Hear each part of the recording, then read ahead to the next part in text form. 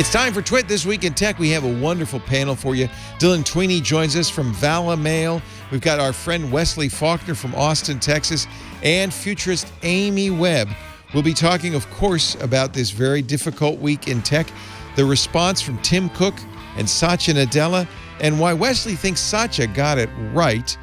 We'll talk about improving policing and the surprising choice just made by the Minneapolis City Council, social and organizational barriers to change, and phishing scams attempted to take down both the Trump and the Biden campaign. It's all coming up next on Twit. This Week in Tech comes to you from Twit's LastPass studios. Stay in control when it comes to your company's access points and authentication. LastPass makes enterprise-level security simple for your remote workforce. Check out lastpass.com/twit to learn more. Podcasts you love. From people you trust. This is Twit.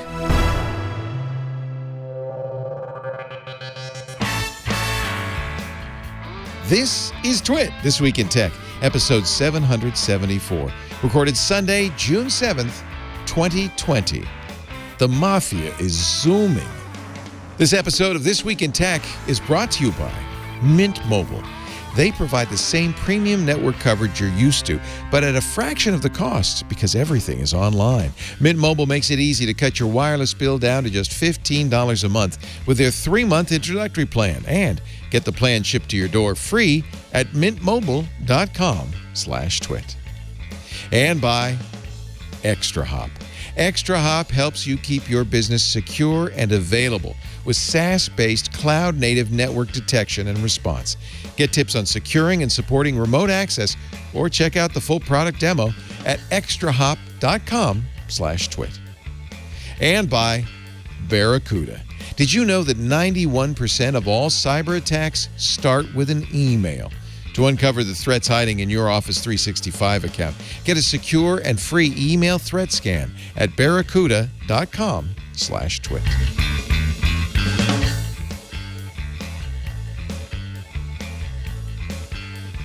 It's time for Twit, This Week in Tech, the show where we cover the week's tech news. We have assembled a fine panel today, starting with one of my favorite people. Actually, all three of you. I love all three of you. I love Amy Webb, though. She's so great talking about the future from the Future Today Institute, amywebb.io. You're working on a new book, I know. I see the signals are talking behind you right there. And your most recent one about the... I always want to call them the bat fangs. I don't know why. They could be. They could be. About the big G Mafia and the G bat. Mafia. Yeah, the big tech companies. Thanks for being here, Amy. Great to have you. Thank you. Also with us, Wesley Faulkner. It's great to see you, Wesley. Amy and I both hung with you in Austin at South by. And are you keeping a large marsupial in a cage behind you? What is... That is a bearded dragon named Pancake. Pancake, the bearded dragon. Yes. Lived by the sea. How big is your bearded dragon? She's fairly large. I would say about that big. Will she make an appearance, you think, or is she hiding? Oh, no. I mean, I could pull her out if you want. No. I can do that later. Oh, please. I'm scared. just keep her in the cage, please. What do bearded dragons eat? Crickets, worms, mealworms. Oh, okay. They actually eat vegetables and fruit too. Okay, but good. We also feed them duvia roaches too. Not King's Landing or anything like that. Not the entire ice wall. Nothing like that. Okay, good. No, all right. No. It's great to have you, Wesley. Thank you for being Thanks here. for having me. We also welcome, and it's been a while, I think, since we've seen Dylan Tweeney. Dylan, of course, VP Communications at Vala Mail, longtime tech journalist. It's good to see you. How's it going, Leo? Dylan, you're in the Bay Area, right? I am, yeah, just south of San Francisco, in San Mateo. Nearby. Wesley's in Austin, and Amy today is in Baltimore, although she has homes all over the country, apparently. No, just New York and Baltimore. Just New York and Baltimore. Hey, I would love to be able to say, I'm in my New York home this week. We, of course, come to you, as always, it seems, this year in a difficult week. And Just, it's hard. It's hard to know what to say. I really liked what Tim Cook wrote. Tim's been really pretty good about the crisis this nation's been going through, starting with the pandemic. Then, of course, the horrific death of George Floyd. And he most recently put a note and actually put it on Apple's webpage. The last thing we saw from him was in-house, and it leaked out, but I thought it was beautifully written. This one is posted at apple.com/speakinguponracism. And I don't know if you guys have read it, but I think it speaks from the heart, and it speaks beautifully about the situation we're in today. It's a tough thing for a CEO because I think some people would say, hey, Tim, worry about your business. Don't worry about the nation. But I think Apple is a big company employing a lot of people, including many black people. And I think it's important for him to step up. He's always done that. It's really remarkable. I can't imagine Steve Jobs writing a note like this. Steve Jobs was glad to do open letters against Flash, but not against racism. As difficult as it may be to admit, this is a moment when many people may want nothing more than a return to normalcy or to a status quo that is only comfortable if we avert our gaze from injustice, he writes. As difficult as it may be to admit, that desire is itself a sign of privilege. George Floyd's death is shocking and tragic proof we must aim far higher than a normal future and build one that lives up to the highest ideals of equality and justice. With every breath we take, we must commit to being that change and to create a better, more just world for everyone. I asked you, Wesley, when we first started before the show began, how you're feeling, if you were at all hopeful or optimistic, and you said not really. Yeah. And the letter's nice, and I think that points to it. I think the A+ letter, though, goes for Satya Nadella from Microsoft. I think that one is the best because it's not put on the individual saying we must do better, saying like you do better. It's specifically Microsoft needs to do better, and we will do better internally and then shine as an example externally. And I think that is more of a powerful statement than I've heard from anybody. Because if you feel that your organization, that racism is not a problem where you work, then I think you're like not really focused. And if you say, I need to do better without actually putting forth efforts to change and be more concrete about what you're going to change as a company, that is another thing. And if you're saying, I'm going to give $10 million to this organization, what you should do is just set aside that money in your budget and just saying, we are going to go through some pain, we're going to go through some anguish, and we're going to have to restructure, and that's going to cost money. And so we're going to do that. I think some of it is like, well, we could hire from this place or that place, but they don't get up to speed soon enough or something like that. And so put some more money into training, put some more money into your internal efforts to make sure that if you don't see that racism's in your organization, find it by putting money in your organization to find it. Listen to complaints, let people speak, let people say what's wrong. And so having a listen session is great, but turning that around, just saying, okay, this is what we heard, these are the recommendations, and this is the plan for implementing them. That's kind of what you need to do if you're really interested in standing with people who are oppressed by the system. I would argue there's one more thing to do, and that is to hire people of color and women. Mm-hmm. 5 years ago, I think in October or so, Google, Facebook, Apple, Microsoft all released their diversity reports. And, they made promises that things would change. And basically, since the numbers were public and people started tracking, there's been less than a percentage point bump for Black and Latinx engineers and workers at a lot of these companies. So while I appreciate the letters that have gone out this week, there has been no substantive change whatsoever in 5 years at any of these companies and their hiring practices. So it's, in addition to the fact that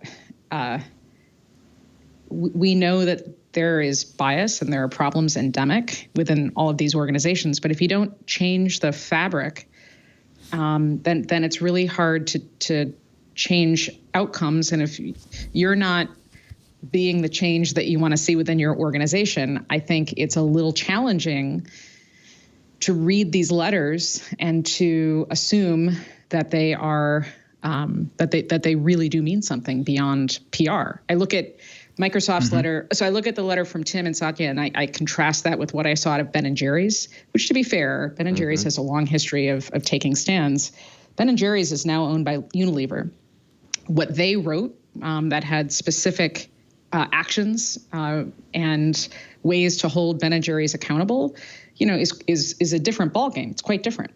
So yeah. And they made an ice cream. And yeah, I mean, there's that. That's commitment. There's some real commitment. Actually, there's more than just hiring, though, because a number of companies have taken some hits because they talk. Well, Amazon's a good example where they stand in solidarity against police racism, but then they're selling face recognition technology to the police that is blatantly racist.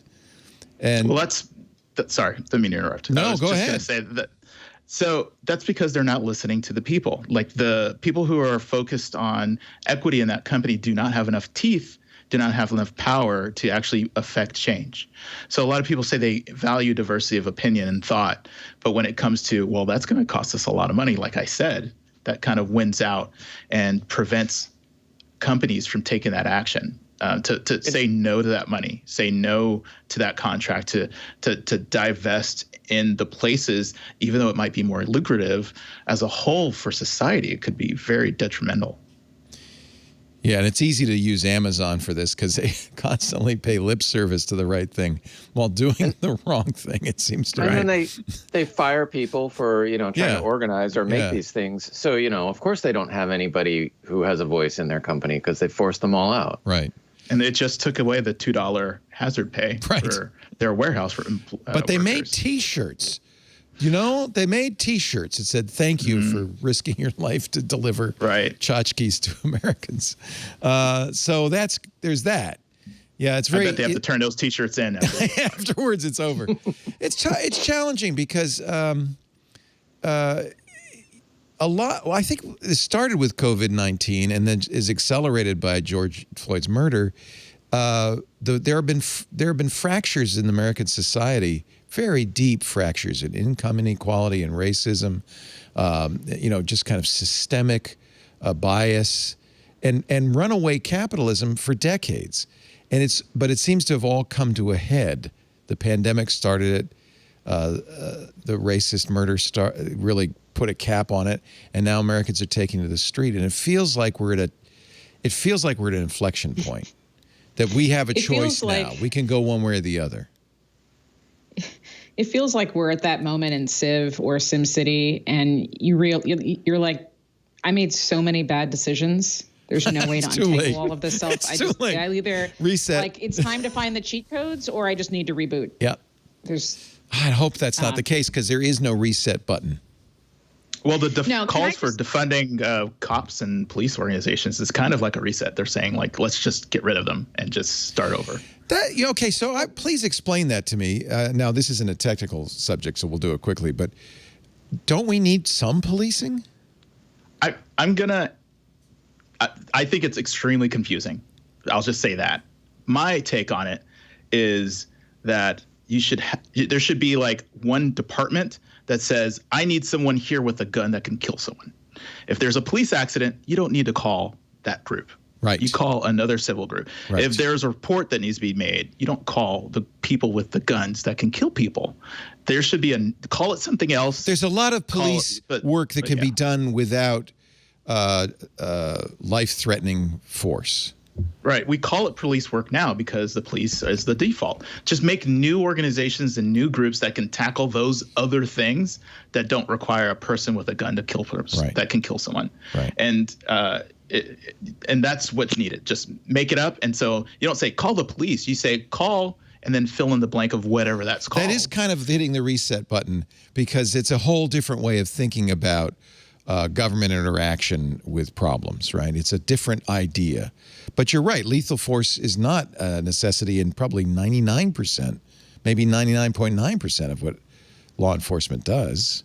And you hear these cops who retire who have never discharged their weapons. Right. So it's so even those who are trained don't necessarily need to use that because of that. I mean, if you look at police departments, look how they are trained, how they are indoctrinated.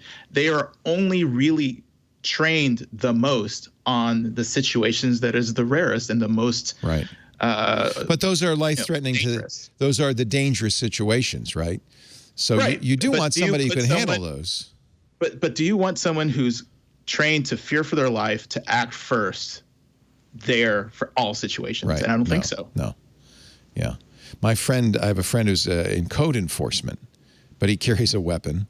And I guess it's good you can shoot a hoarder if you run into him, but probably doesn't need it most of the time. I don't know. I'll have to ask JT. All right, that's not a tech subject, but since you mentioned it, I was just curious because that is one of the calls to defund the police. But it's not necessarily eliminate all policing, but just to rethink what policing is and what it needs to be. Yeah, and replace them with is a technical.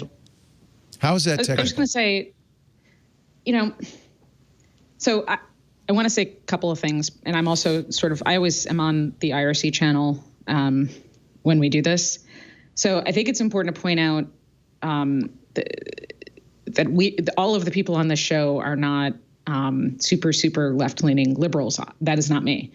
So I am politically independent. If anything, I feel disenfranchised and like I don't have a party that represents what I believe. But this is important because, I think that the problems that we're in today are because sometimes when we plan for the future, we get stuck with only the signals from that we have from the present. And so, it's the year 2020. I wonder why our police departments don't have better technology.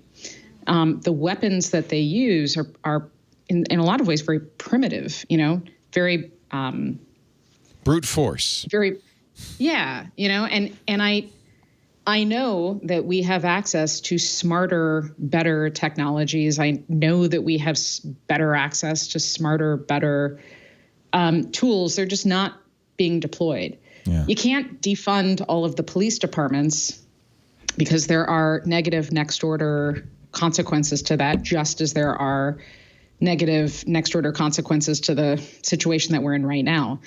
It seems to me like if we're not going to reboot, then now is a really good time to stop and sort of think through what are all of the alternative futures. The challenge that we're in is that the conversations become really binary, and it could become technical. We could have far-ranging conversations about all types of alternative futures in which we are using and deploying technologies that are still respectful of privacy and, people's human rights, while also deterring theft and crime and everything else as it's happening in a more reasonable way.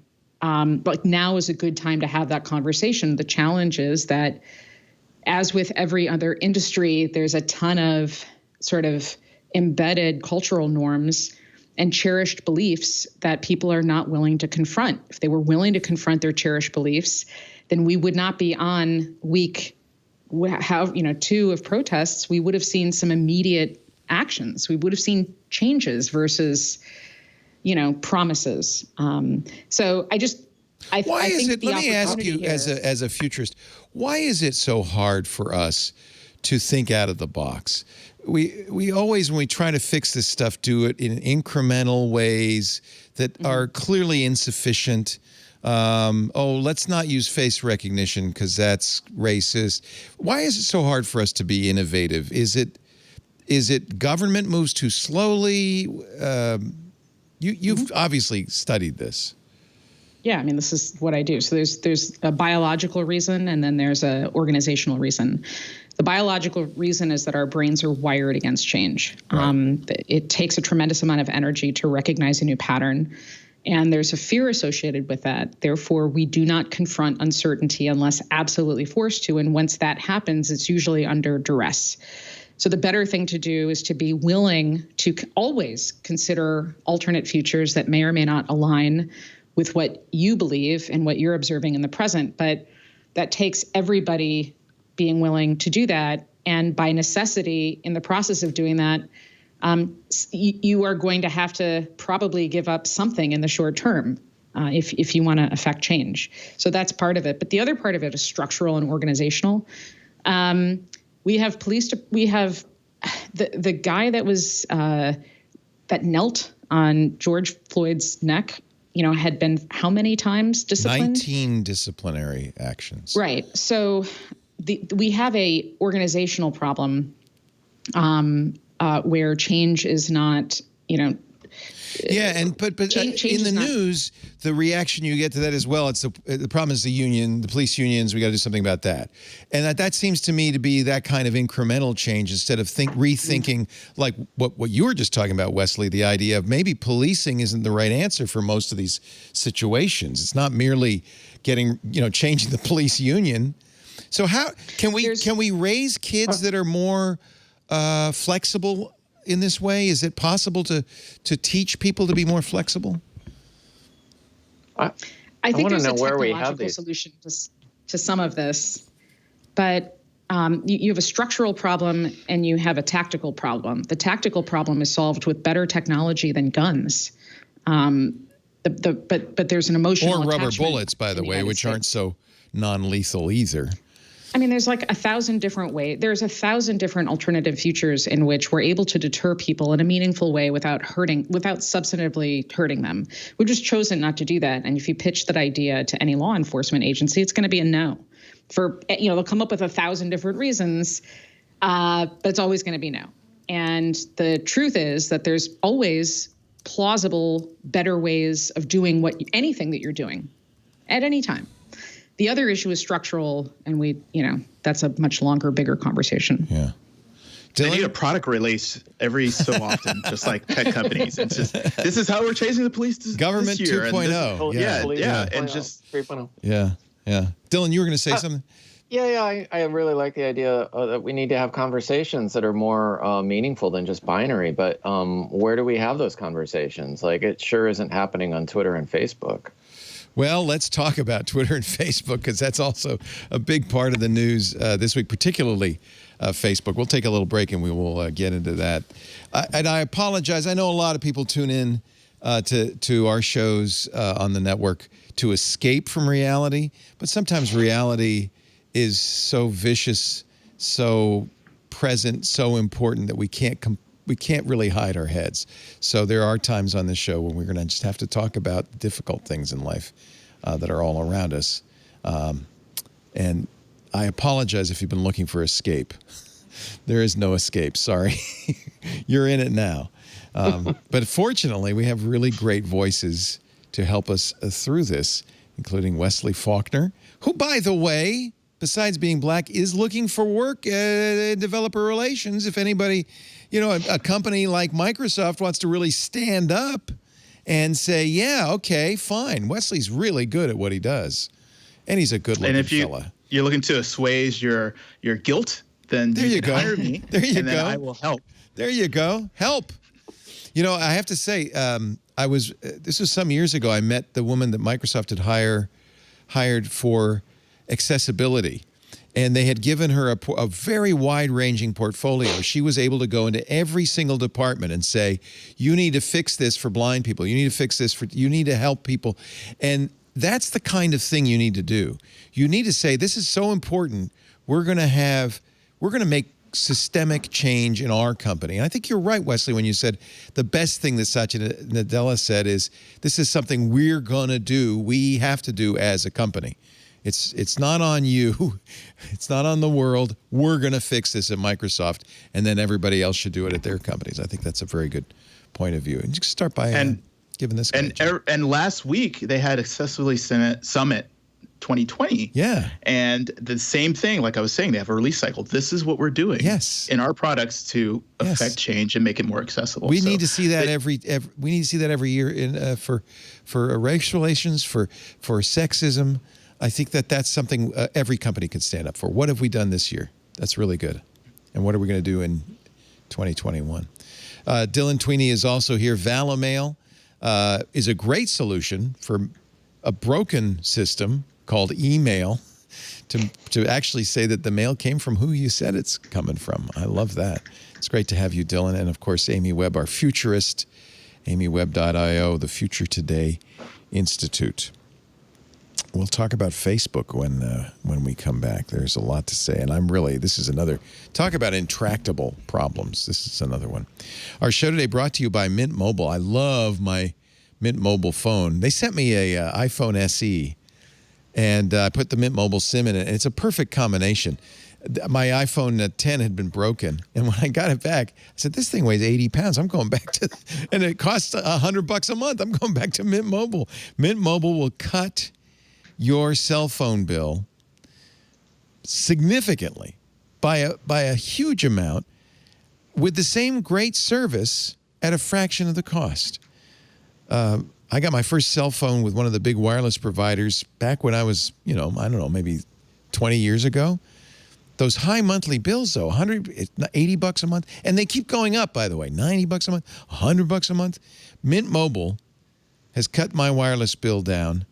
Well, I have a plan that gives me, it's for $25 a month. You can go as low as $15 a month, save like hundreds of dollars every year. And they do it without sacrificing service. They're using T-Mobile. They're an MVNO, so you get the same great service, unlimited text, nationwide calling, and then you buy the amount of data you're going to need. The $15 plan is their 3-month introductory plan. You should absolutely start with that. Unlimited nationwide talk and text, crazy fast 4G LTE. I started with that. I liked it so much, I went for the $25 plan, 12 gigabytes of data a month. I never use it up. And that's literally less than a third what I was paying for my T-Mobile service. You can bring your own phone, port your number over if you want, along with all your existing contacts. They have phones, too. In fact, they have a great deal on the iPhone SE.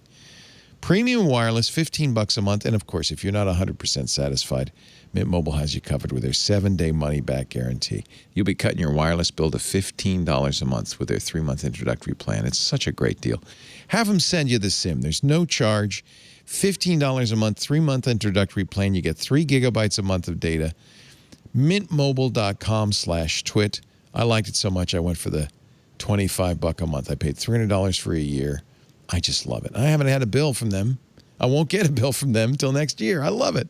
Mintmobile.com/twit. You got to love the Fox. And don't you love Ryan Reynolds ads for Mint Mobile on TV if you've seen them? They're hysterical. Mintmobile.com/twit. We thank them for their support of This Week in Tech. Facebook. I tell you what, we talk about this a lot. It's kind of coming to a head. Twitter decided that enough is enough. They labeled a couple of the president's tweets as misleading, and then they labeled another tweet as glorifying violence. The tweet about when the looting starts, the shooting starts. Yick. Mark Zuckerberg decided, nope, not going to do it. And boy, did that cause a lot of problems. Facebook employees staged a virtual walkout, although I don't know, what about a real walkout? Virtual walkout.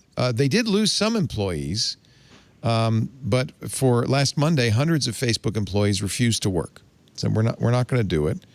And it did get Mark Zuckerberg's attention. He did say, okay, we're going to do something about this. For a long time, he's defended free speech on the platform.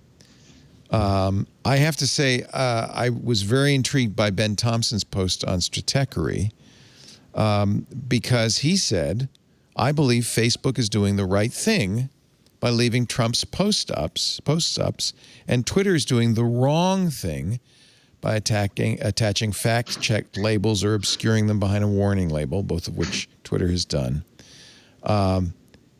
He says interfering with the public utterances of the president is bad for the tech industry broadly, bad for social networks specifically. But I don't really, that does not resonate with me. But the second point kind of does. Deciding what should or should not be fact-checked is a logistical nightmare, and I would say also philosophically very challenging. He quoted Jack Dorsey's tweet, "This does not make us an arbiter of truth. Our intention is to connect the dots of conflicting statements and show the information in dispute so people can judge for themselves." He does not buy that. He says that's the problem in general, is you put these companies in the position of being arbiters of truth. So I'm going to guess that nobody on this panel likes the idea that Facebook should just do, best speech is more speech, just not block anything. But Ben does say, I believe in the more speech approach. And Ben's pretty smart. I feel like there's he's kind of confusing a couple of things here. By calling it a free speech issue, he's making it sound like Facebook is making a decision about what content gets to stand and what content doesn't get to stand. And he even admits, or says that it's not just, they're not removing the Facebook or Twitter didn't remove the tweet. They just put a warning on top of it.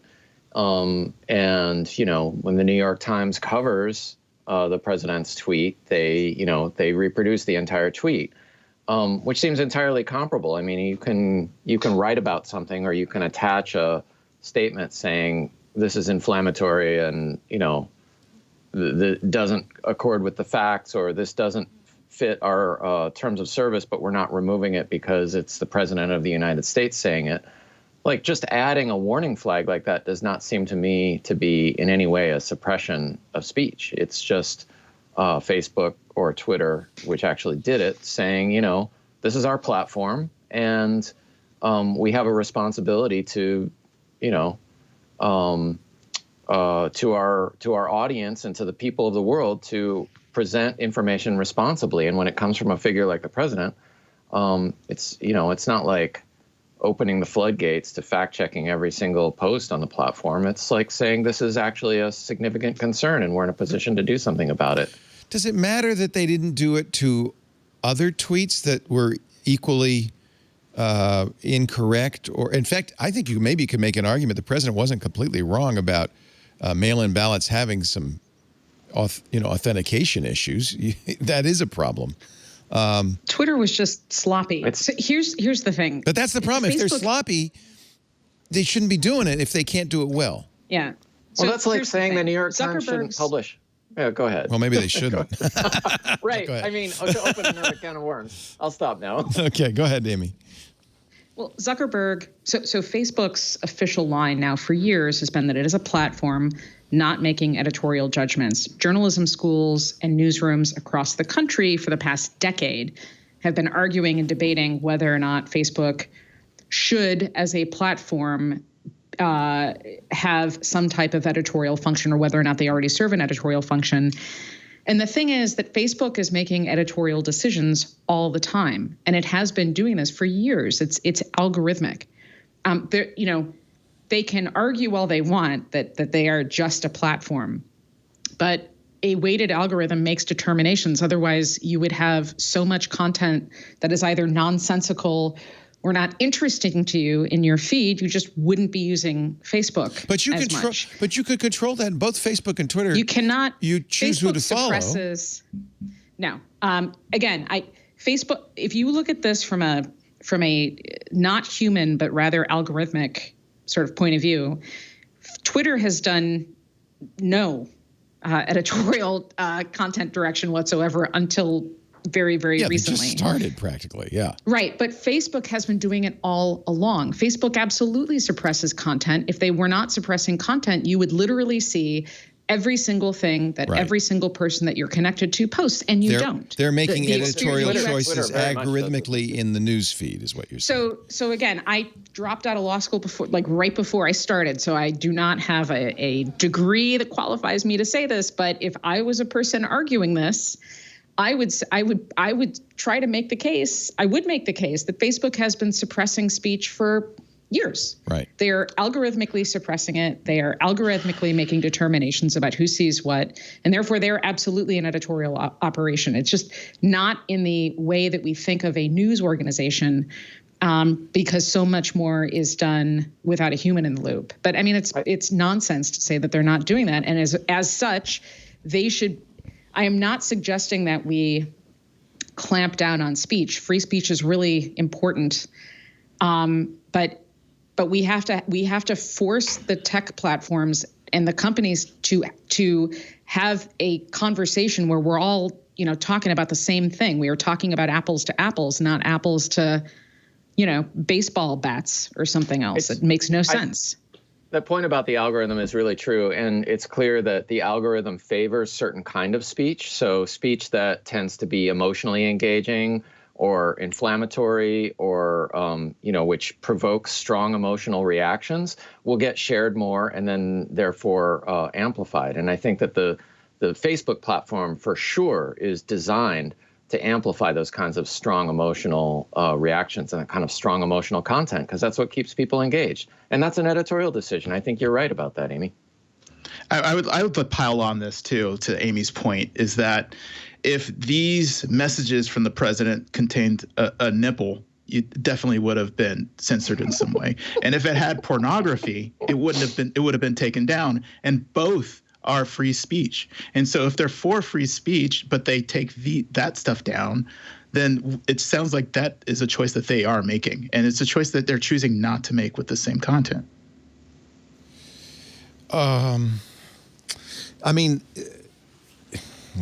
This is the problem. They've put themselves in the position of a publisher, and then they say, well, we don't want to be a publisher. But there's value. We wouldn't have seen. Here's the argument Jeff Jarvis gives. I'll repeat it. We wouldn't have seen the horrific footage of George Floyd's murder, except that it was posted on Facebook and it went viral there. Right? There's value to what Facebook prints. With great power comes great responsibility, and that's for both Zuckerberg and Facebook, but also for the president of the United States. Yeah, well, so we can't control him, obviously. Yes, you can. At the ballot box. You can control what he posts. You can control what he posts on Facebook if you're Mark Zuckerberg. But actually, you can't, because what's going to happen? It's a private institution, so they can. No, they can. But he's got the bully pulpit. Whatever he wants to say, he's going to be able to say. And it's going to get printed in newspapers, and it's going to be put on TV. Doesn't matter if he does it on Facebook or Twitter or somewhere else, right? I think that just proves the point that how Facebook can do it, because they're not taking away. They're not really taking his away ability to talk. Yeah, his ability to talk. By the way, even though I read out loud Ben's post, and I think Ben's a smart guy, I don't know what the answer is to this. This seems to be a very difficult, intractable problem. And I'm not on Facebook for the reason that I just don't like to see the stuff that goes through that feed. It was bringing me down, man. I rejoined Facebook during the pandemic because I thought, it'll be good to be able to stay in touch with people. This is a useful tool for that. And we're calling Amy back, I think is what we're going to do here. And then it got me so depressed I immediately killed it. Now, I haven't killed my Twitter feed, but I have to be very judicious about reading it. I'm with you, Leo. I find that Facebook is not good for my mental health. No. If I spend too much time on it. I really use it very judiciously. But we have to recognize a huge percentage of Americans get their news, not all of it, but get a lot of it from Facebook. Well, and I think it was, I don't remember who posted this, but the top 10 stories on Facebook in the news feed in the last week or so were all like Fox News and really, really, really conservative outlets. So it seems clear which way the algorithm skews. Yeah. He seems to have been somewhat influenced. You never know with Mark, but somewhat influenced by the walkout and the protests from his engineers. On Friday, he said, we're going to review our Facebook policies on posts that promote or threaten state use of force or voter suppression techniques. They're going to look into options for flagging or labeling posts that are a violation but shouldn't necessarily be removed entirely. This is Mark's post on Friday on Facebook. And he also said, we're going to study Facebook's review structure to make sure the right groups and voices are at the table. Wesley, does that feel like lip service, or do you think he's genuinely planning to do something about it? I'm going to say this, and this is just from friends who work at Facebook that I know, that Mark is as genuine as he thinks he is. So he. I'm not sure what that means. That means like we're hearing a lot of people like to walk out and people talking about how they disagree because he doesn't stifle his employees from saying that. Yeah. So that's a really good thing. Yes. And so when he says that he's going to try to do this, it's credible. I think he's trying in his own words. But that being said, it's like when you're trying to work out a solution to a problem, but you're only thinking about it in your head without consulting other people, is that I feel that he rules that way. So he makes things and makes judgments that make sense to him. But he's using his own thought process. And if he comes to what he thinks is a solution, that's the right solution.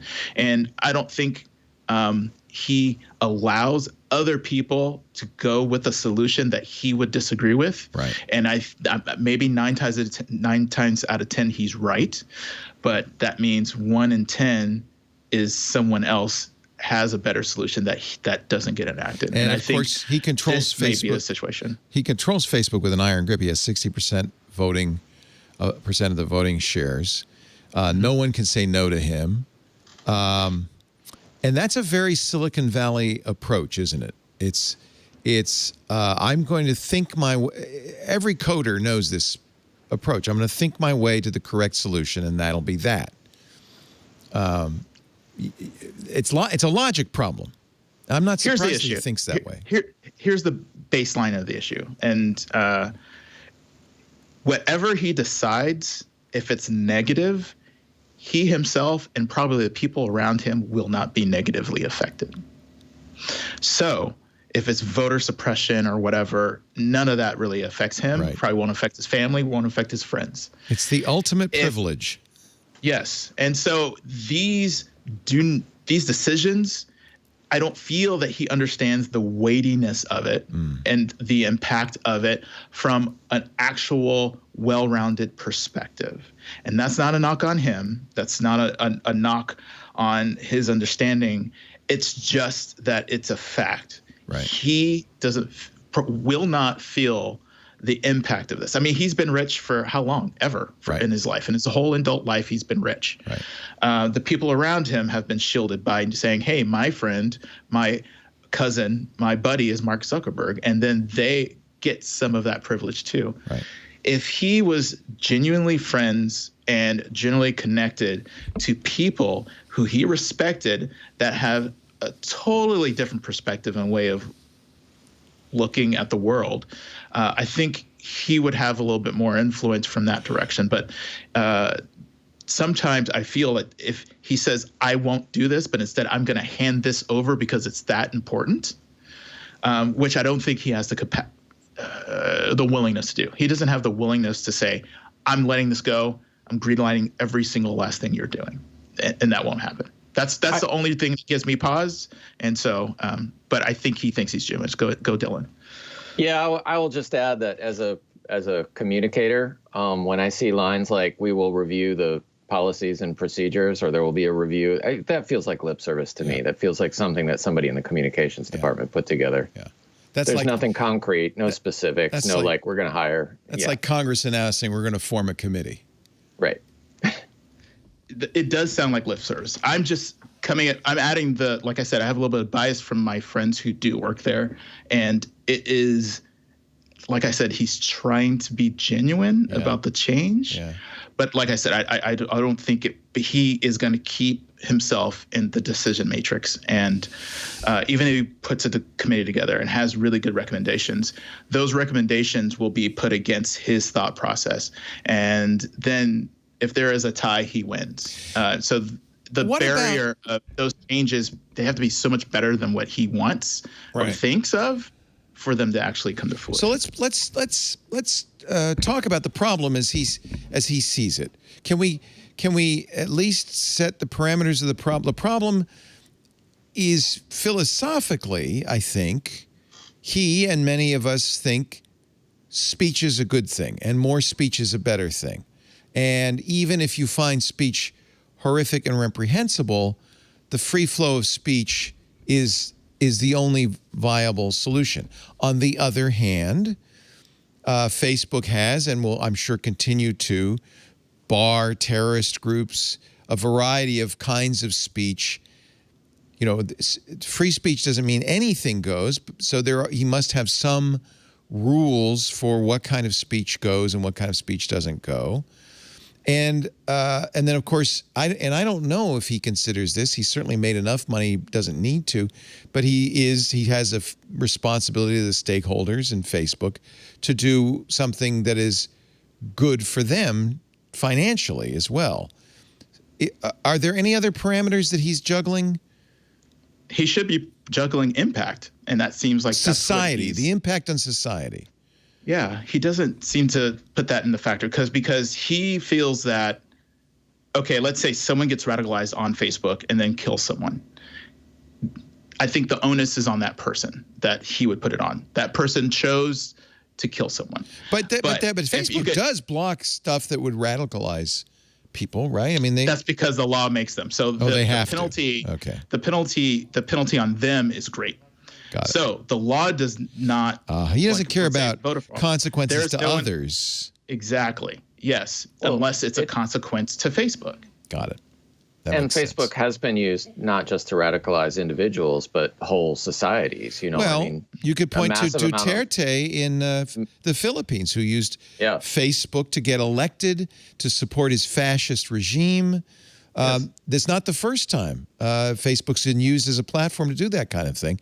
And it Myanmar, exactly. It doesn't seem like they've done much to stop that.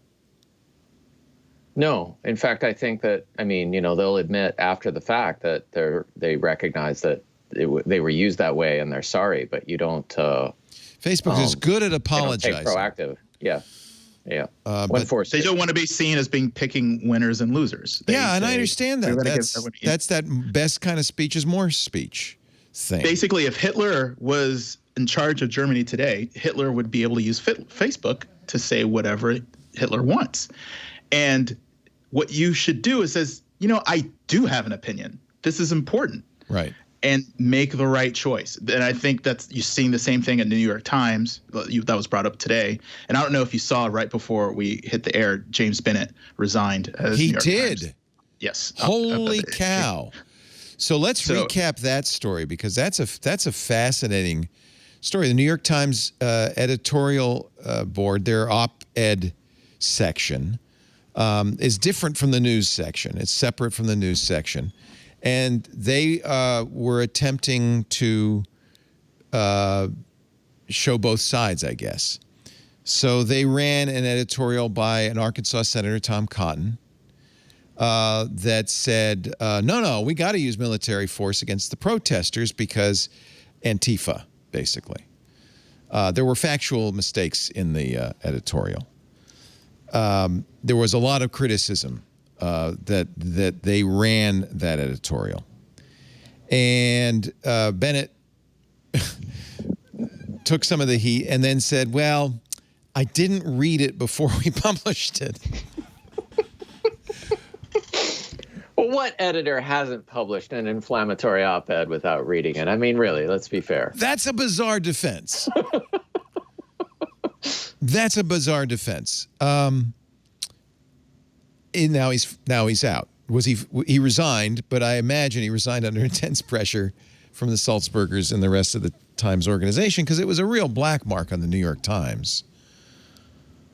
The Times over the past, 3 years has made some significantly different changes in how it runs its opinion section. And obviously,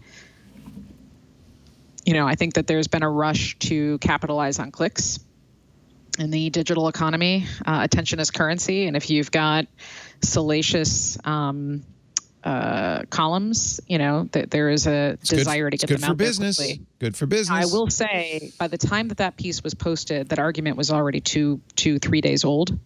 So I think that like a lot of organizations right now, the Times has made some poor choices in what it's publishing and for what reasons.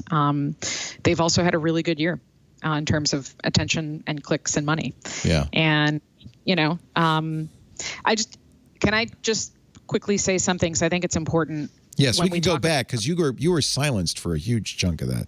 So anything from the past 10 minutes you want to talk about is fair. Yeah, I just wanted to highlight, I think it is wrong that when that at the moment, as we're talking about the future of content and who's saying what, where, whether it's a newspaper, whether it's the editorial page of a newspaper or Twitter, and therefore we're talking about Jack, or Facebook, and therefore we're talking about Mark, YouTube always gets left out of this conversation. And, there's the initial launch of the inflammatory content that gets put out in some way.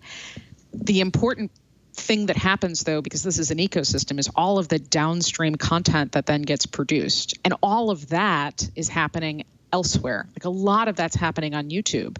And if you look at everybody's personalization algorithms, Facebook has done a pretty good job of capturing attention, but they are nowhere close to being as powerful and as strong as YouTube. Yeah. And the same exact criticism of the YouTube algorithm. It's a recommendation engine that promotes engagement and stickiness by becoming extreme, essentially. Mm-hmm. That's right. So I just, I'm kind of like less interested in what Zuckerberg has to say and far more interested in what we're going to do about YouTube. Okay, fair point. Yeah. I think there are two sides of the same problem, obviously. The nice thing about Facebook is you can point to one person, Zuckerberg, because he controls it. I don't know who, you can't point to Susan Wojcicki, CEO of YouTube, but maybe you can. You can't really point to Sundar Pichai. A little bit in her direction, absolutely. Oh, yeah. There's no obvious poster boy for YouTube's failures like there is for Facebook's failures. So maybe that's why. No, but I mean, but YouTube, YouTube, it is because of YouTube that we have a world. YouTube is sort of like the kindling. Right. Facebook may be the giant logs that everybody sort of sees, but there is no fire without that foundation. And I think a lot of the foundation is the interplay between the stuff people hear about on Twitter and Facebook, and then, get sucked into because the algos are so good. They are so good on YouTube that even if you are logged in with a singular account, you've got multiple people watching, it still knows the difference, as it starts delivering you down, content to go down the rabbit hole. And there's something different about YouTube too, because you can just sit back and have it autoplay. That's right. It's so passive. You could start out watching videos about Magic the Gathering, and like 2 hours later, while you're vegging out on the couch, it's like jihadist training videos or something. And like it has been demonstrated to create to radicalize people because of that. That's right. And it doesn't need. It is a truly passive network. So simply by continuing to watch and have YouTube is a part of Google. So there's just a tremendous pipeline of data that are there to guide and understand what the system is doing. I think in so many ways just a different just like significantly different than Facebook. So I totally agree that something more substantive should at least be discussed, if not done. But YouTube always gets left out of this conversation. No, and that by all means belongs in it. So let's include it. In fact, YouTube's much more important than Twitter. And you're right. You can make the argument it's much more important than Facebook. But let's talk about Facebook and YouTube, because these are clearly the worst and most influential.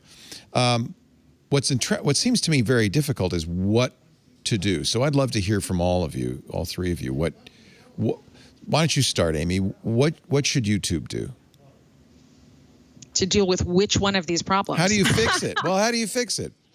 Do you just turn off the recommendation engine? The brain responds more to threat than opportunity, and our limbic system loves YouTube. So the challenge has always been the business model. The business model requires our attention, even the paid version.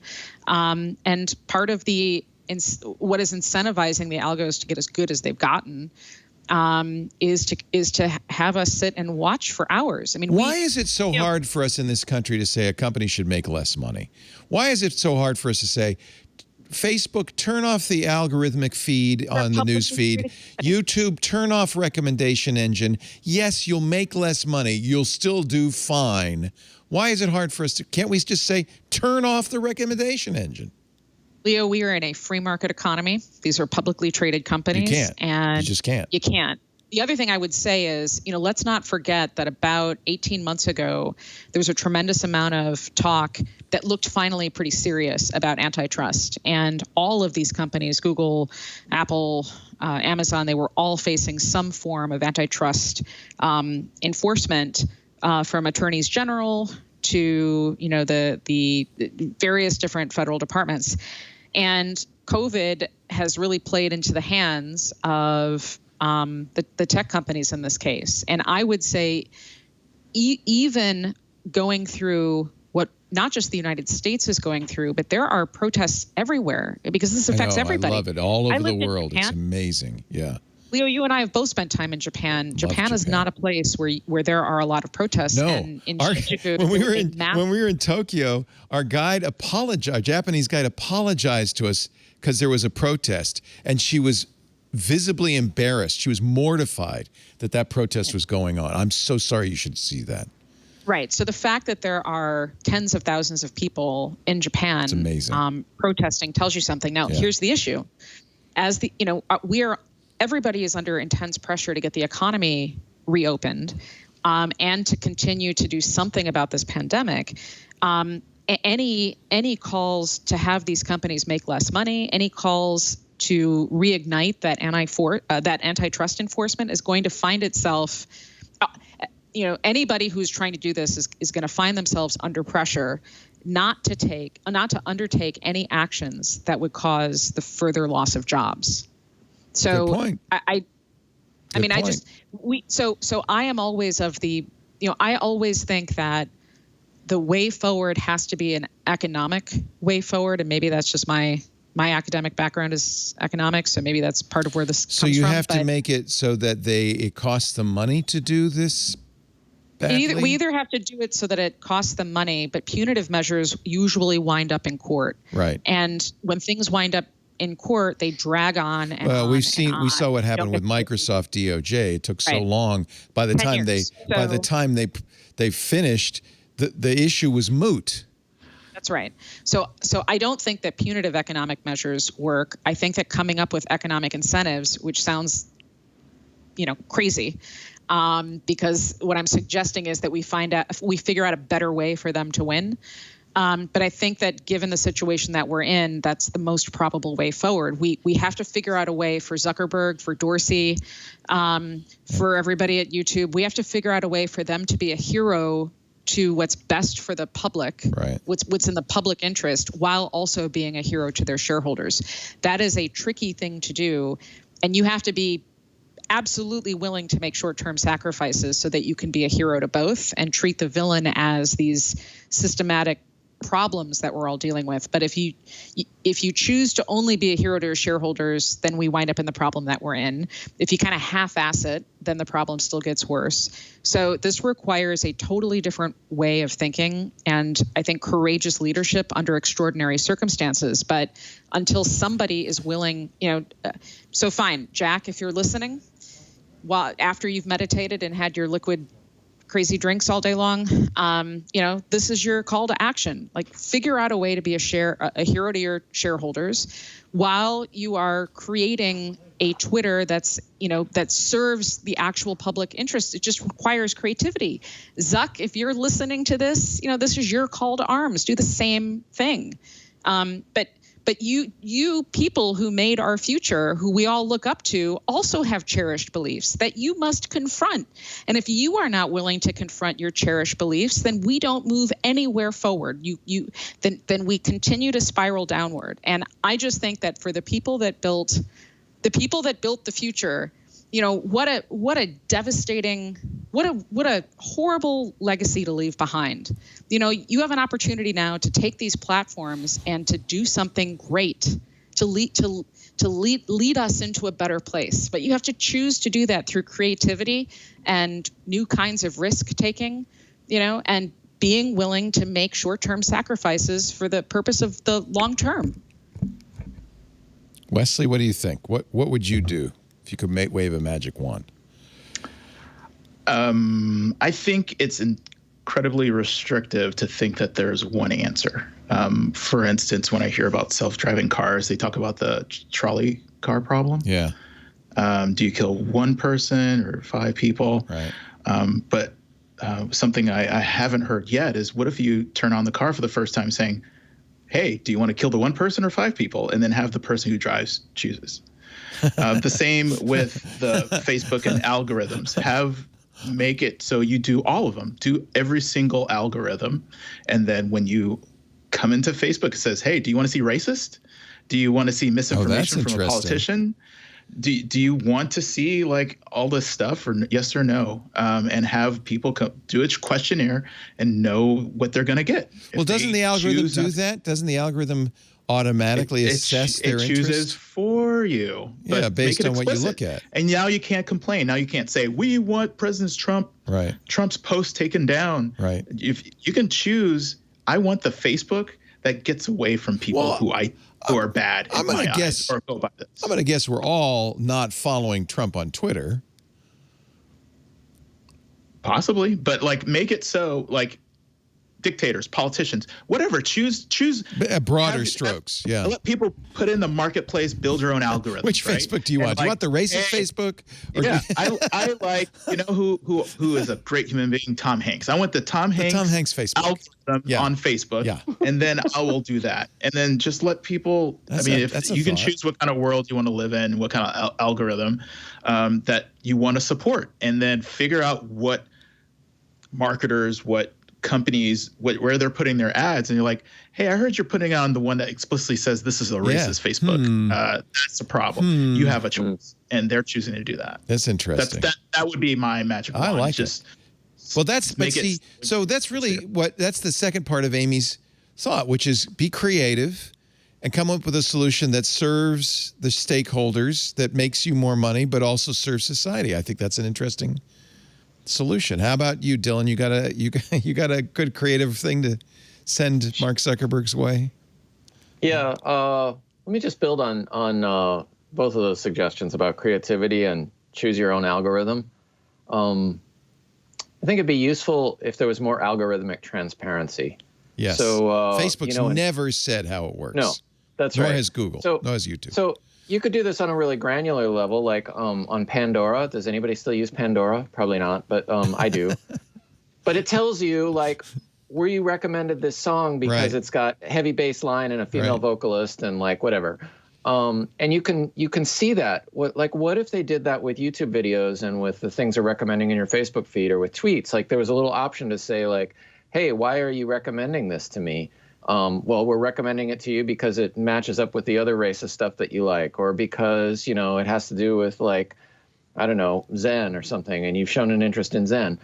But so here's the thing is I think you have to not only expose that to users, but you need to make it programmatically accessible so that somebody, a grad student in computer science or a journalist could go through and pull data out of the system.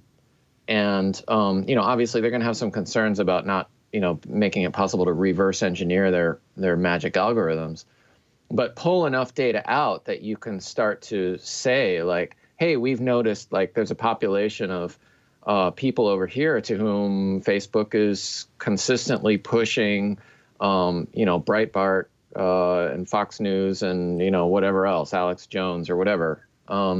And there's a population on YouTube over here that's consistently getting like, videos about furries or something. I love it. You could have a third-party ecosystem and then that would tools that would help you customize to your liking your Facebook feed or your YouTube feed. And it would provide accountability because then these people doing this kind of research could publish their research and they could say like, look, we've noticed the algorithm works in this way, or hey, we've noticed like a potential problem over here, and then the companies have to respond to that. I love that. Amy, is that the kind of out-of-the-box creativity you're talking about? I think we need to go right up to the edge of what's plausible. So I would like to say yes, and what else can we do? I mean, I think everybody's been sitting around waiting for a business case for self-sovereign identity forever. So I think we have a plausible business case. It also has to work globally because it's not just an American problem. That's right. These are American companies, but this is a global problem now. That's right. And so this is the other sort of thorny piece of this, which is that if I was a developer, the question that I'm sure I would be asking myself is, what's the taxonomy that's getting used? What's the machine learning model? How do I sort out, different cultures, different people use words differently. And in some cases, they're acceptable. In other cases, they mean, horrible things. Sarcasm within communities doesn't always play well online. So the question becomes, this is not about like thought police or anything else. It's a technical question, which I don't have an answer to. And that is, how do you build that taxonomy?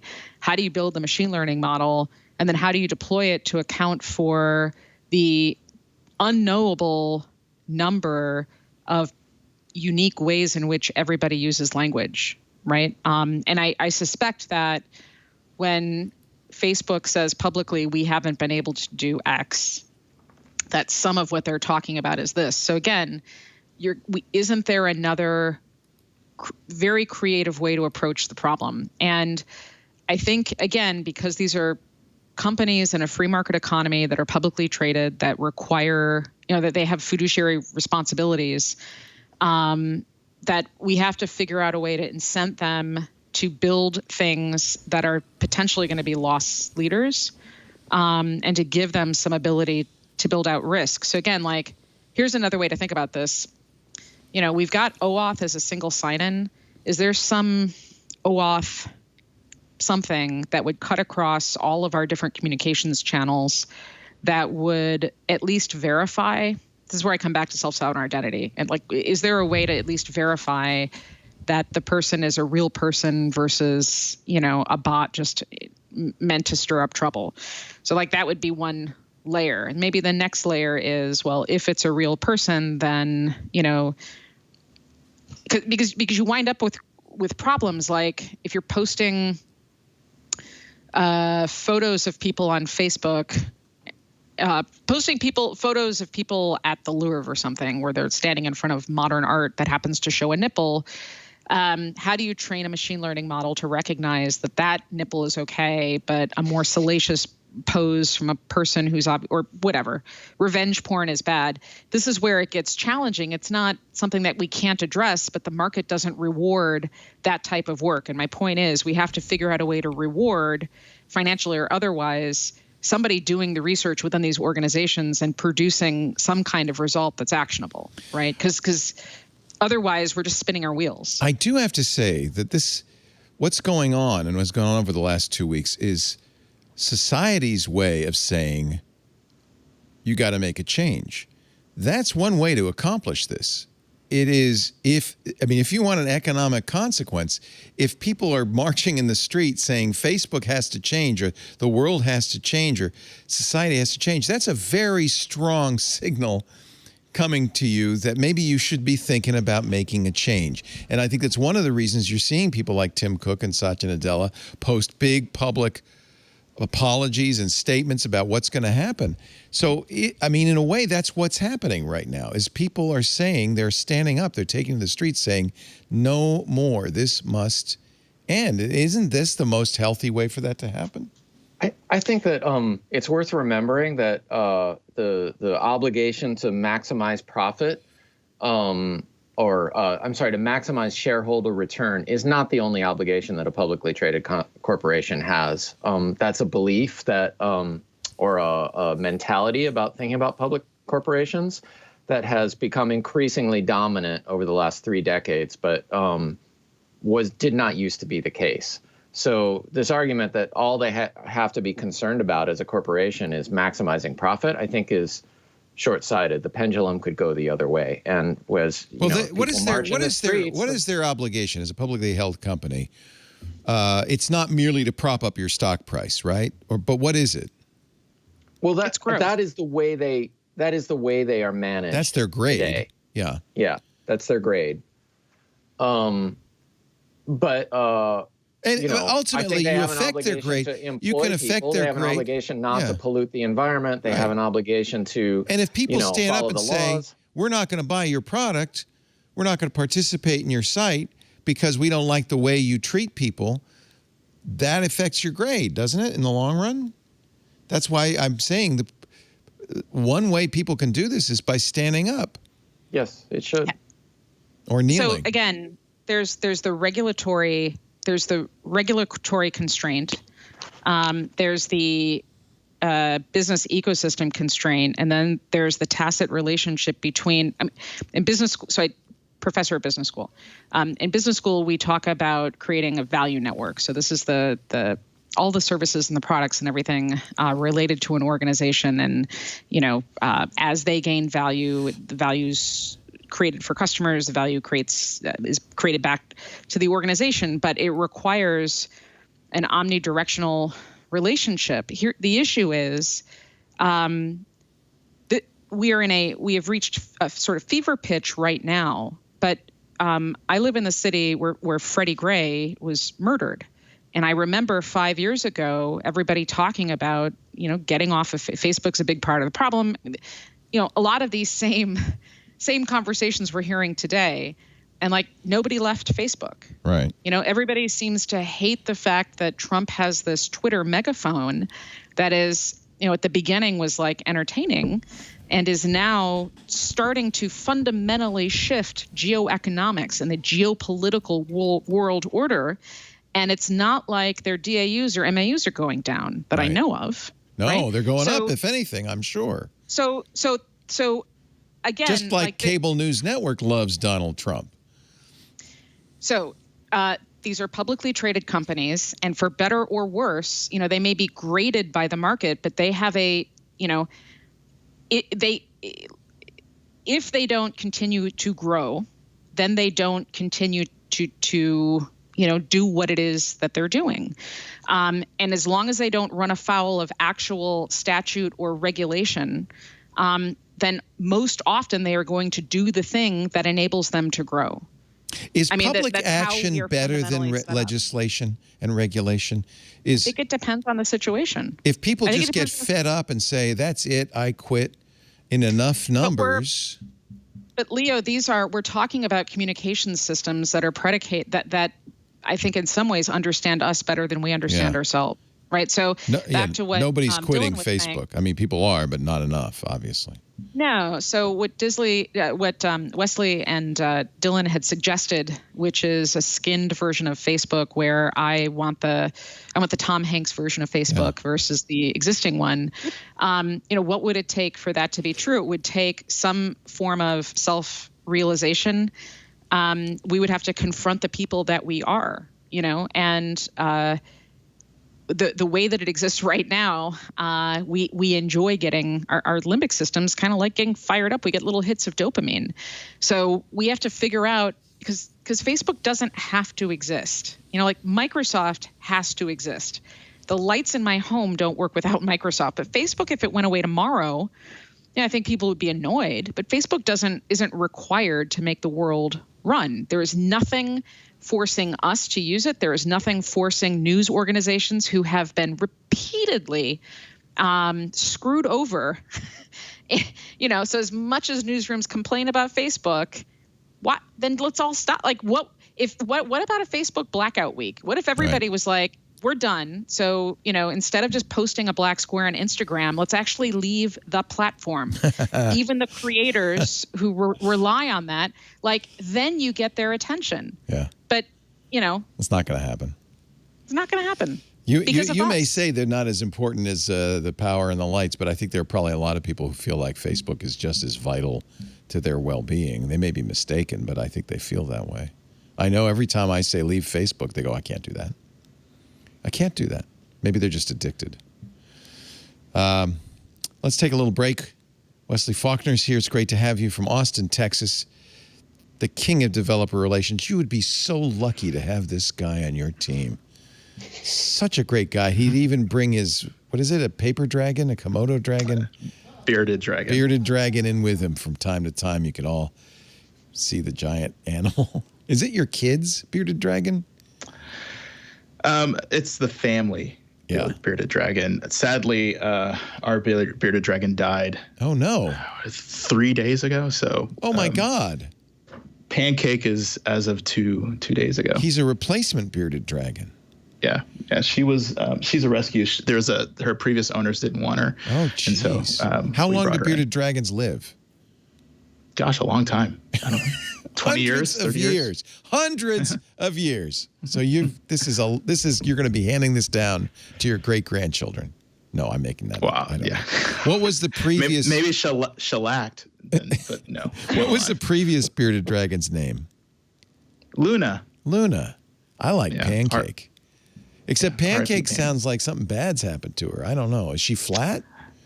Yes. She's got flat. I should bring her out. You know what? I'll do a commercial. I'll bring it back. And you bring Pancake out so the world can meet Pancake. Dylan Tweeney is also here from Mail. It's great to see you, Dylan. Is this your office? Where are we here? This is my office. Good bookshelf, man. Well, yeah, I'm not trying to flex or anything, like, Zoom call experts around the world, but yes, those are my books. This is like a little garden office in the back of my garage. So I like it. I do want to point out that our very own Jeff Jarvis got, I think, the first ever 10 out of 10 on Rate My Skype Room. And I think honestly it was because of the bookshelves. They're always a good choice. Always a good choice. I feel that the books make me look smarter, so that's why I point the camera in that direction. Yeah. But yeah. Jeff's an actual professor, so as is Amy Webb. I'm trying to find the post here. I'll find it. Amy Webb has a few books, including her own. She's got 3 great books. I could see The Signals Are Talking. I recognize that, and right in front of it, The Big Nine. That's her latest book. And you're writing a new one. I'm excited about your new one. I can't wait to read it. Actually. It's all about synthetic biology, and I have a thought on how to apply synthetic biology to some of the current social issues we're having, but it is not fully formed yet. But the book is getting written. Could we replace ourselves with synthetic people? That might be the solution. Well, there's synthetic media, which is, if you're concerned about deep fakes, I don't know how dark we want to get, but I can keep you up for many nights talking about Oh, great. And the first synthetic marketplace that just launched. Fantastic. Synthetic marketplace? Yeah. So how's this? You can license yourself out. You can license your voice, your body, your face, your gestures out for other people to then use and sort of create synthetic versions of you to use ostensibly in product demos or in games or possibly commercials. But it's hard to, from a technological point of view, you can't really prevent those synths from doing other things. Yeah, right. So expect some Matthew McConaughey porn soon. Expect the best. Expect the absolute worst. I would actually gladly rent my likeness out for any purpose at all, but nobody wants it. So, can I put a plug in for since we're paused? Please put a plug in for Wesley. I met him at South by last year and was so damn impressed with his really great understanding of tech and of what it's like to be inside of an organization that is trying to go through a change. And anybody would be smart anywhere in the greater Austin area to scoop him up. He won't be looking for work for long. I'm sure he's pretty amazing. He's fantastic. I agree with you 100%. 100%. Here's Jeff Jarvis's 10 out of 10 Skype room. I think what really did it was these little chairs here and here. Yeah. And of course, bookshelves. Our show today brought to you by our friends at Extra Hop. Let me talk a little bit about what Extra Hop does. As you probably have gathered, the new IT reality is remote access on a massive scale, right? Rapid cloud, multi-cloud adoption, a steady increase in Internet of Things devices, and add onto that a nice layer of cybercrime and you're baking a cake full of trouble. It's more important than ever that organizations can see everything going on in their environment. And I don't just mean, your LAN. I'm talking about from the cloud to the data center, all the way to the customer. In order to protect and scale your business, you need more than unified visibility. You need context for what you're seeing, for detections. And you need intelligence response workflows so teams can easily collaborate, act fast on that information they're getting. I am talking about the most amazing platform. It's called ExtraHop. ExtraHop helps you detect threats and performance issues 95% faster and respond 60% more efficiently. And if you don't believe me, just check out the dashboard demo. If you go to extrahop.com/twit, it's kind of mind-boggling. It's eye-opening. ExtraHop helps you keep your business secure, helps you keep it available with SaaS-based, cloud-native network detection and response. And you'll see on the website, you'll see testimonials. Wizards of the Coast uses ExtraHop. They secure and support their AWS cloud with ExtraHop. Chief Architect and Information Security Officer at Wizards of the Coast, Dan McDaniel, I got the quote, said, "There's no other company that aligns to supporting the DevOps model, the speed, the lack of friction than ExtraHop." Ulta Beauty. You know Ulta Beauty. They use ExtraHop to secure their Google Cloud and to keep networking and security teams closely aligned. That means the engineers have more time to focus on innovation.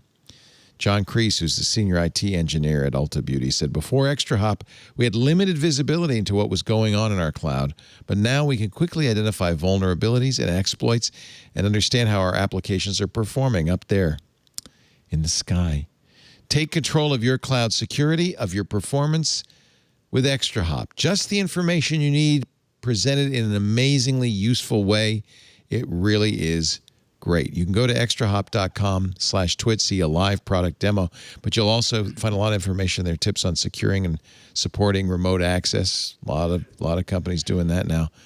And it's really, this is something you need. extrahop.com/twit. extrahop.com/twit. We thank them so much for their support of This Week in Tech. I don't want people to think I'm slamming Ben, because I think Ben Thompson's brilliant. His Stratechery is an amazing website. We try to get him on the show as often as possible because he's in Taiwan. The hour of this show is very difficult for him. And Monday morning is he brings the kids to school and stuff.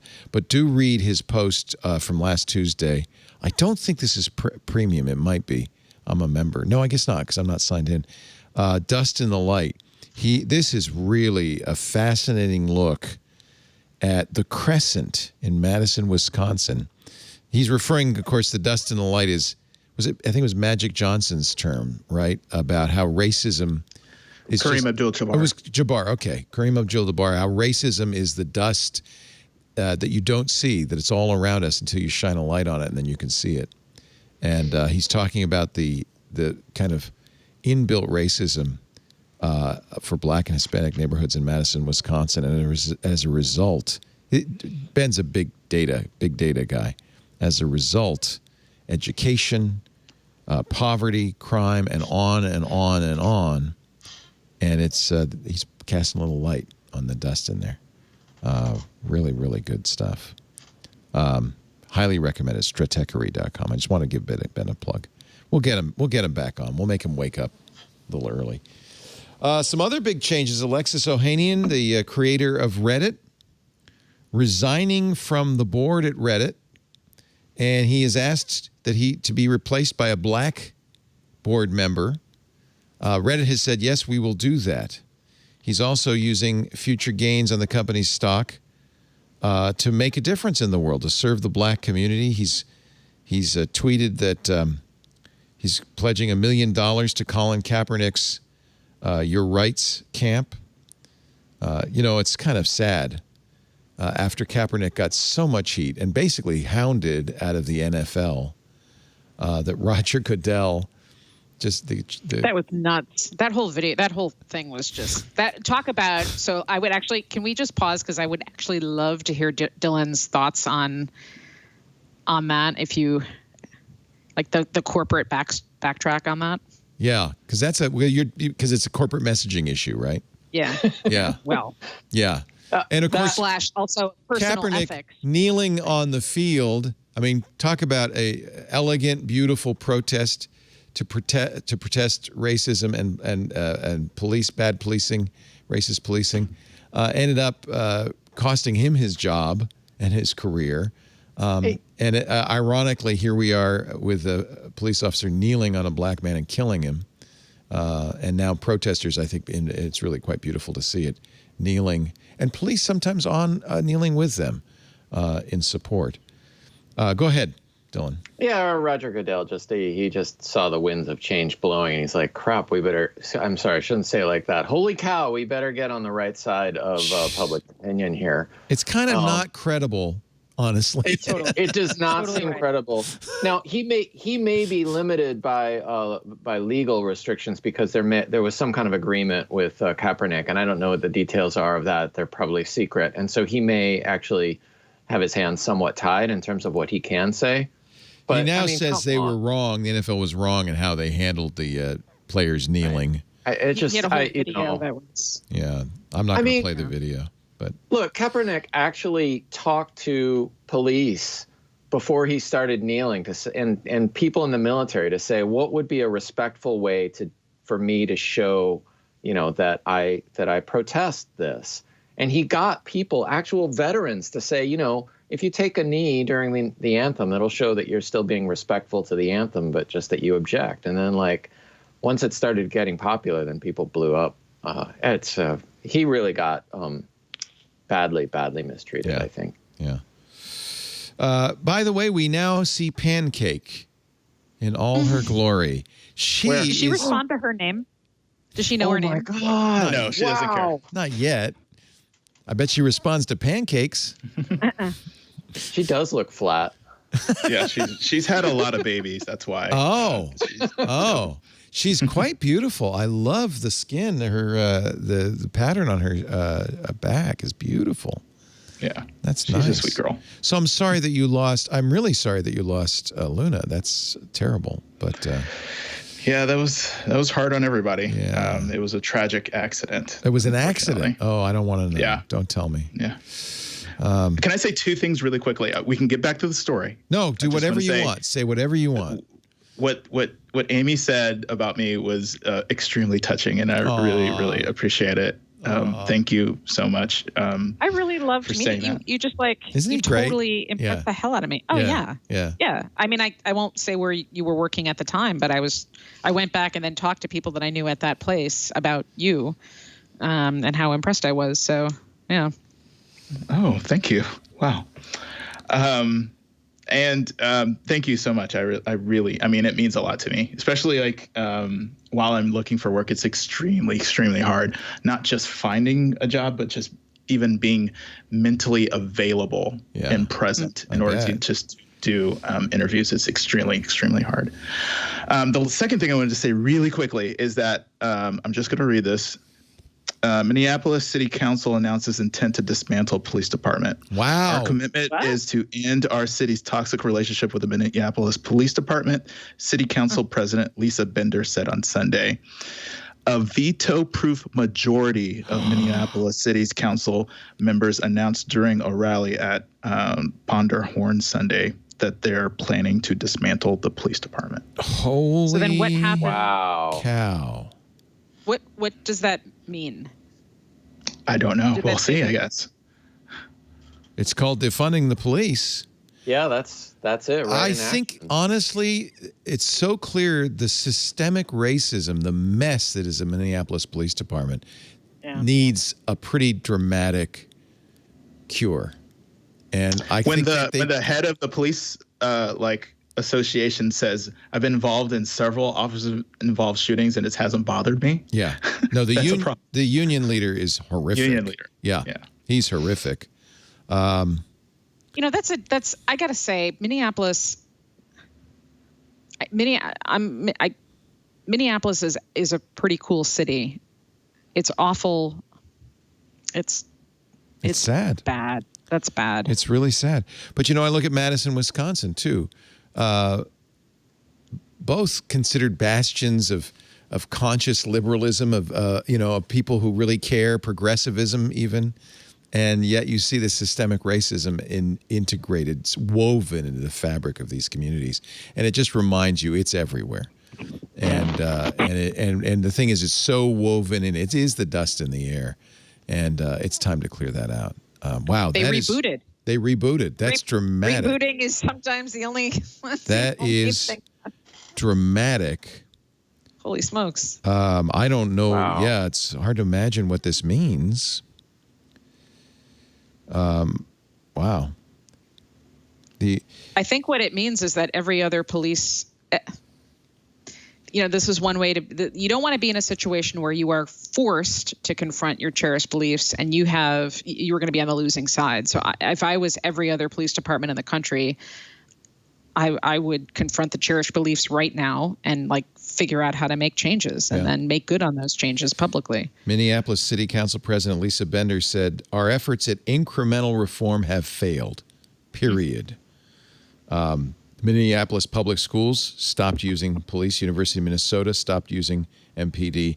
Minneapolis Parks and Rec no longer using MPD for security. So there is really a lack of faith and belief in the integrity of the Minneapolis Police Department. That is just wild.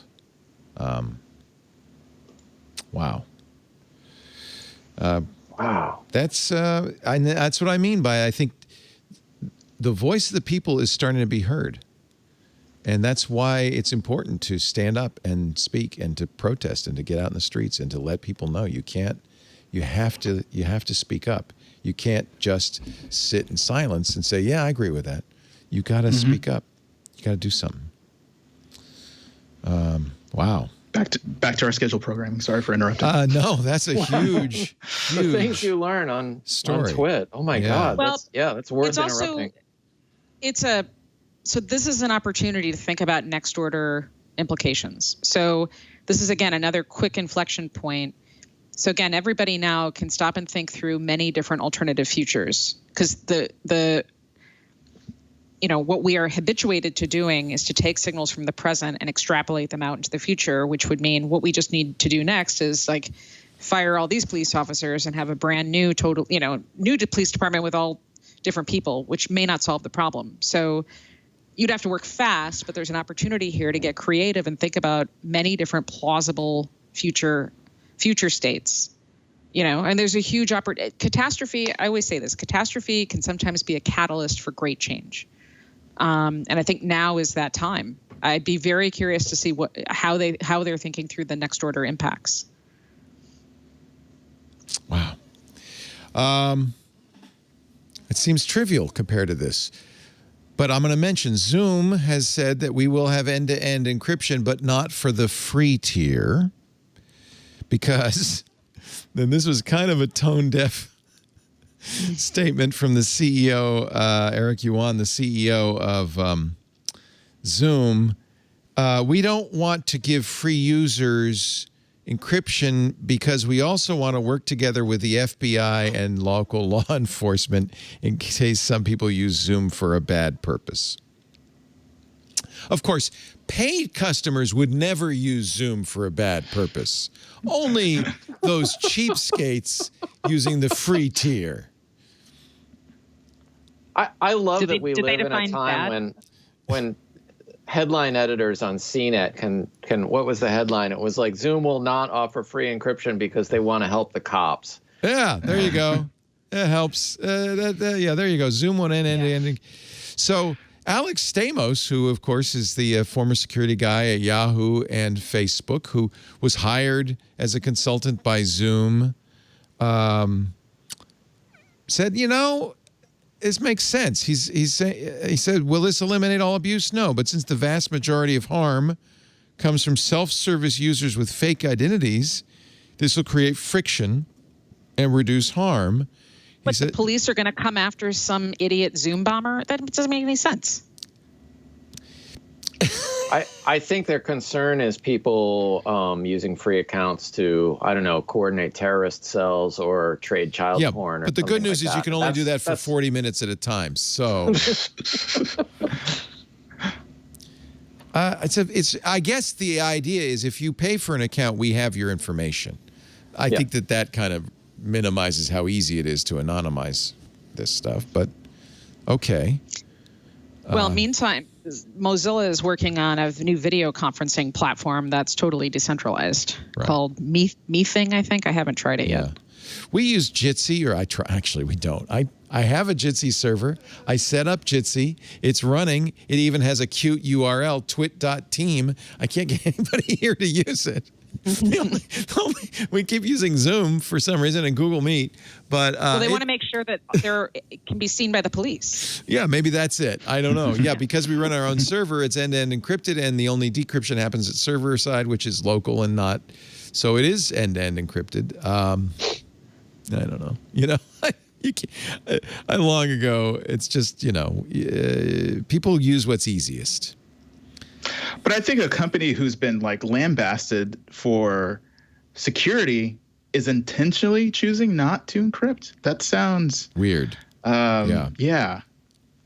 Sounds like a bad business decision. And I have to say, it looked a little bit like showboating when Zoom went out and they hired Stamos and they hired Katie Mazouras' company and they bought Keybase. They went out and they have a lot of money. They've been doing very well. They spent a lot of money on all the trappings of security.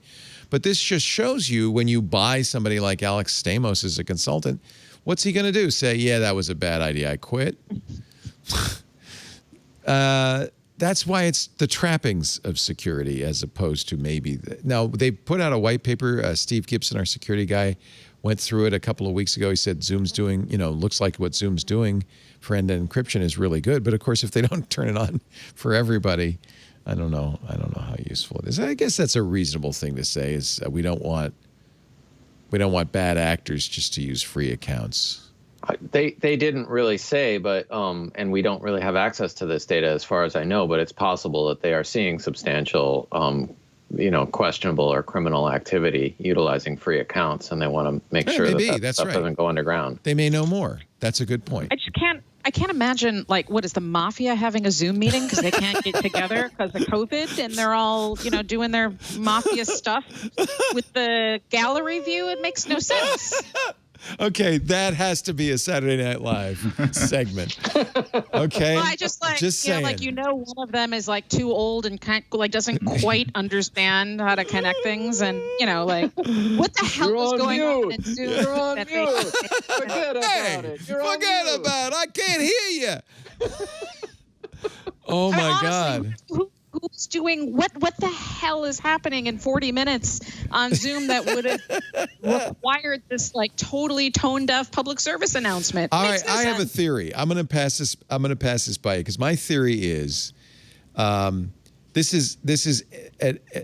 he's terrified of the FBI and he's terrified of Attorney General Barr, and he doesn't want anybody in federal law enforcement to say, and by the way, we got to end encryption for Zoom. So this is a bone. He's throwing him a bone. He even put it in the headline because he doesn't want William Barr to say, along with we got to stop encryption on Facebook Messenger and WhatsApp and we got to stop encryption here and there. He doesn't want him to add that Zoom to that list, right? I think that's money. I will pay real money to watch. I would love to see Barr organize himself, get onto a Zoom, and make it work.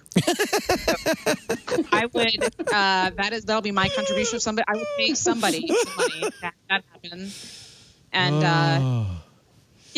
it just. Now don't be ageist. Just because he's an old guy. I'm a pragmatist. Have you heard the? Yeah, no, you're right. I'm having problems tonight. I'm orange, and I've gone through 3 different microphones. But it's working. We got it working. That's the key. That's the beauty of it. But it's Let's take a little break. That's Amy Webb. We've got Wesley Faulkner with us. We've got Dylan Tweeney. It's great to have all 3 of you. This is a great panel, and it couldn't be a better time to have all 3 of you here. Actually, what we want to do before I do the ad, we have a promo, right? Let's take a look at what happened. We decided it would be a bad idea to do our usual Twit After Hours on Friday. It's just too difficult a time. But we still had some pretty good shows this week, and I think you'll agree when you watch this. Previously on Twit. I thought you were going to celebrate, Jeff Jarvis, the virtual Chipotle Karsten. Chipotle, wash your mouth out. Thanks to Karsten. See that bottle of official Taco Bell hot sauce. Oh, I'll think of you every time I burp. Mac Break Weekly. If you're going to loot an Apple store, you might think twice. Apparently, none of that stuff is going to be usable. It says, please return to Apple Walnut Street. This device has been disabled and is being tracked. Tech News Weekly. Many people are, obviously, they're taking to the streets. They're making their voices heard right now. It's important to be sure that they can do this safely. One of the key missions for Electronic Frontier Foundation is making sure that people have, the freedom to assemble and to share their voice with folks without concern about government repression or warrantless surveillance. So it's important to make sure that we're also providing resources where legal protections are not sufficient. Smart Tech Today. Matthew, the king of shortcuts, Casanelli, has a shortcut for iOS. Should you be pulled over by police officers or are in a situation where you feel unsafe and want to record the situation. Since this actually went viral, I think like 5,000 people have downloaded the shortcut so far, or one of the versions I made, which at least makes me feel better that maybe some people who are out there protesting were able to stay in contact with their family. Twit.tv. Tell your friends. That's awesome. And we should remember, this is the less quoted part of the First Amendment, but the right of people to peacefully assemble to protest is protected speech, according to the First Amendment. It's right in there. It's written right in there. Our show today brought to you by Barracuda. That's a name everybody who knows security and technology and the internet knows Barracuda, the provider of cloud-enabled enterprise-grade security solutions to protect you in email, in networks, in data, in applications. Barracuda is the best. I mean, just the best in the business. And they have an email solution that's really important these days with your employees going home, working from home, getting email. It it wakes me up at night because I think about my employees that they're at home. There's, here in the studio when email comes in, we protect them. But now they're at home and the email's coming in. Did you know that 91% of all cyber attacks start in an email? Spear phishing, ransomware, account takeover, conversation hijacking. You've got dozens, hundreds, maybe thousands of employees working remotely, each of them getting tons of email every day. Any one of those emails can put you out of business. One click on the wrong email, it costs you money, costs you customers, costs you your reputation. Barracuda has a great blog, which I highly recommend at the website. You can read about they've been analyzing emails. They do it anyway. This is part of their business. They have been the steady increase in coronavirus-related spear phishing attacks since January. Since the end of February, 667% more spear phishing attacks. Of course, the bad guys use current events to get to you. And you might receive, for instance, an email from somebody impersonating the World Health Organization saying, open these tips for staying safe. It can come from anybody, and that's why you need Barracuda Total Email Protection. It includes all-in-one email security for your Microsoft 365 account. You get backup. You get archiving, probably a legal requirement. It is in many businesses. You get AI-based protection. That's important because spear phishing attacks are constantly mutating, changing to take advantage of the times. You need protection that changes faster. They've got AI-based protection from spear phishing, account takeover, business email compromise. You get an automated incident response that gives you options to quickly and efficiently address attacks. As you probably know, when an attack happens, the speed with which you respond to it is directly related to how easy it is to fix the problem. Take your time, you're going to have a much bigger problem. Barracuda Total Email Protection helps you get it done fast. They even have security awareness training that'll help you educate your workforce so employees can be the first line of defense against attacks. Barracuda. Right now, there are new attacks out there taking advantage of the situation we're going through right now. I guarantee you there's spear phishing email that says Black Lives Matter. I guarantee you And you got to stop that before it gets. And this is my nightmare. Employee gets a spear phishing attack. They open it up. Maybe it's an email from me saying, I need you to look at this, review this spreadsheet today. They open it up. Nothing happens. It sits there quietly in wait on their laptop till they come to work. They join the company network, and then it goes, I'm free, and it spreads throughout the network. That's my nightmare. That's why you need total email protection from Barracuda. Ensure the safety and security of your business with Barracuda. Uncover the threats hiding in your inbox. Get a free, I like this, you can get this for free, secure email threat scan of your Office 365 account. It's risk-free. Just go to barracuda.com/twit. Barracuda.com/twit.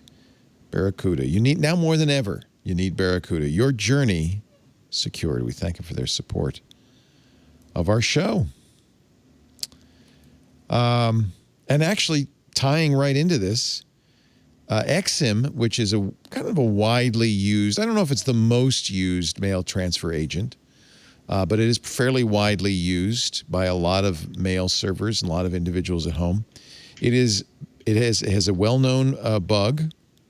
It comes pre-installed in some Linux distros, so you may not even know it. CVE 2019-10149 allows a remote attacker to execute commands and code of their choosing, and apparently it's actively being exploited right now by the GRU, the Russian General Staff Main Intelligence Directorate's Main Center for Special Technologies. Russian spies and hackers have been using this to add privileged users, disable network security settings, execute additional scripts for network exploitation, and they're going after both the Biden campaign and the Trump campaign. Everybody is vulnerable. Advanced persistent threat phishing emails. Google's tag researchers are warning that APTs are targeting staffers for both the Trump and the Biden campaign. Shane Huntley with Google's threat analysis group said on Twitter on Thursday, 2 separate phishing campaigns recently detected.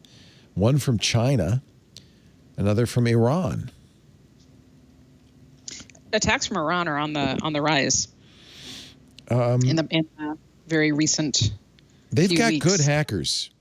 Yeah. They have in the past. Good hackers, bad name though. Every time, when I think of the GRU, I think of Gru from. Right. All I can hear is like Gru. I think of a bunch of minions poking away and Steve Carell's funny voice.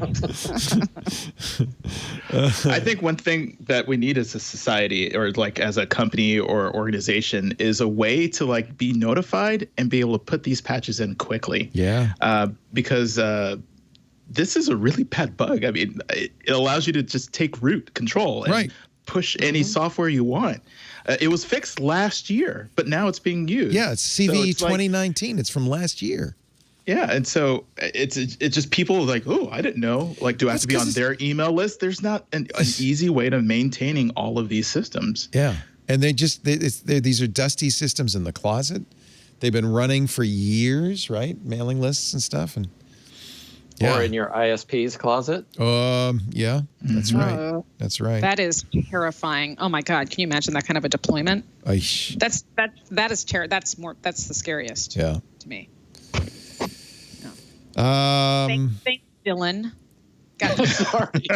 Yeah, you just terrified us, Dylan. Nice job. Well, you work with mail, right? Vala Mail is about authentication, but you probably are very aware of all the threats that come in. Yeah. We've actually seen a spike in coronavirus-related phishing in the last couple of months as well. There's a lot. What we focus on in particular is sender identity. Right. So we see a lot of impersonations. Bogus domains like cdc.agency, which is not really a thing. Right. Or the WHO is now protected with this technology called DMARC, but for a long time it was very easy to just send email from who.int, which is actually their domain because there was no DMARC protection. So we see a lot of that, and haven't actually looked or noticed any Black Lives Matter related phishing. But because of the way our network works, it might take a little while before we see that kind of thing. Yeah, I'm speculating. I haven't seen any, but yeah.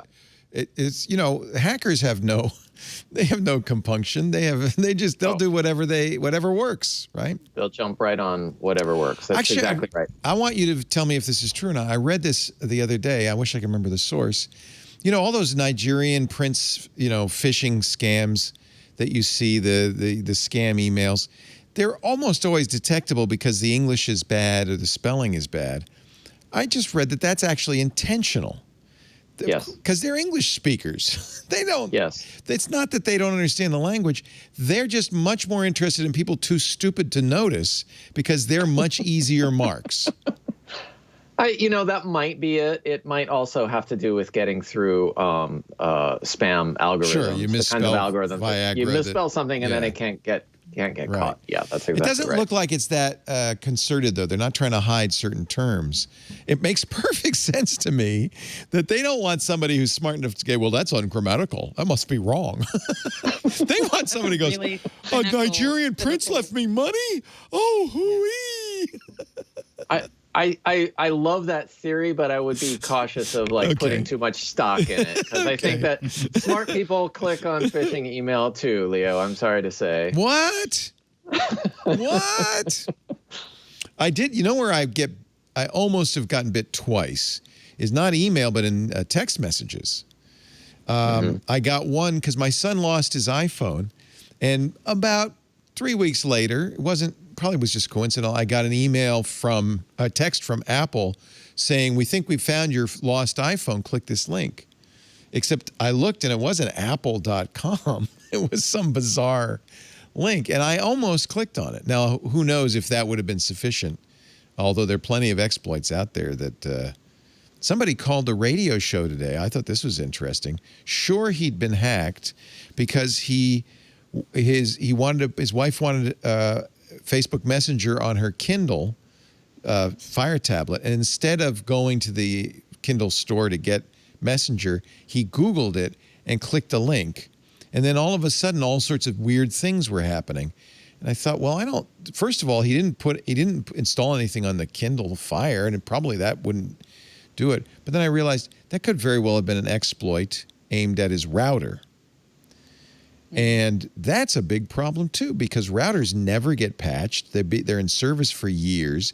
There are many. Nobody knows how to configure them. Nobody knows. Average people don't know how to configure them. Right. And there are many widely distributed router hacks. Remember when the FBI 2 years ago said, everybody turn off your router and then turn it back on again? Reboot your router? Remember that? So after talking to the guy for a little while, I said, yeah, actually, technically, I guess you could have been. Could have been a router drive-by. The other one that I almost clicked on was when I got something from, looked like Twitter, but it actually was Twitter. It was TVVITT. That's awesome. Log into Twitter. That's called, what is that called? Domain spoofing? There's a name. That's lookalike domain. That's a lookalike domain. Lookalikes, yeah. Yeah, I now have, I use nextdns.io to filter. It's kind of like a pie hole in the cloud. And that's one of the things it looks out for is close, but not exactly the same. It gets tricky, too, because sometimes you can put Unicode characters into domains now. Right. So you could have like that little Turkish I that doesn't have a dot, or there's different kinds of A's that look exactly like the A and there's no visual difference. Right. Yeah. How do you tell? Right. Cyrillic letters and stuff like that. Yeah. I was going to say, I lived in Hong Kong when the huge debate for the TDLs was raging over whether or not to allow non-English letters in the domains. And so they were going to allow Chinese characters for the first time ever, but it was like this huge fight and huge security threat and all of these things. And here we are 20 years later, and Leo's on Twitter. Twitter. I love the Twitter. It's wonderful. I love it. One thing that's going to happen, I feel like, is for corporate employees falling for domains that they aren't looking for. For instance, there's a lot of, hey, take this corporate training, and it's not on your company's domain. It's on some other company. But it's legit. But how do you know? Because you're not sure. Right. There's a lot of that going on, especially it's like, hey, take this unconscious bias training or watch this video. There's a lot of directives coming from domains that aren't in the company you belong to that people who are in the company think, well, it sounds official, and it's hard to tell whether or not it is or not. Yeah. Isn't there some kind of like, is this spoofed? You know what I mean? Like there, wasn't there a website where you could put a URL in and see if it was spoofed? Oh, that would be good.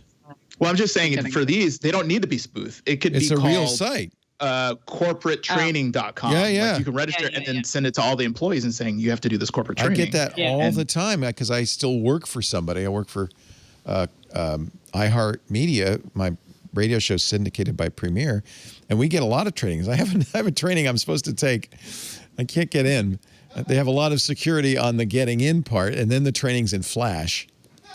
But you have real player installed too? Yeah, practically. But then the training is something like how to meet with people safely. I think it's going to be like a COVID. Flash is a good intermediary for that. Yeah. Use Flash. That's safe. Every time I have to take these trainings, I have to call the IT department and say, okay, I need my Okta reset and my password, because they're one of those companies that drives me crazy that rotates its passwords every 3 months. Like that's going to make things more secure, making Leo have to call you because I haven't used my password in 3 months. It's just nuts. And then they use Flash. I have to install Flash. I tell you. Italian public prosecutor says Project Gutenberg is piracy. Apparently, I didn't know this, but in Italy, the Italian communications watchdog, I guess their FCC, the AgCom, set up new administrative copyright enforcement powers that allows them to just declare sites are infringing, at which point all the ISPs in Italy are required to block the site. That's it. No repeal, no trial, nothing. And does Italy not have other things to be worrying about at this particular moment? I mean, the Mafia right now is Zooming. Yeah, they're Zooming. Hey, it would be nice if it would be a terrible thing.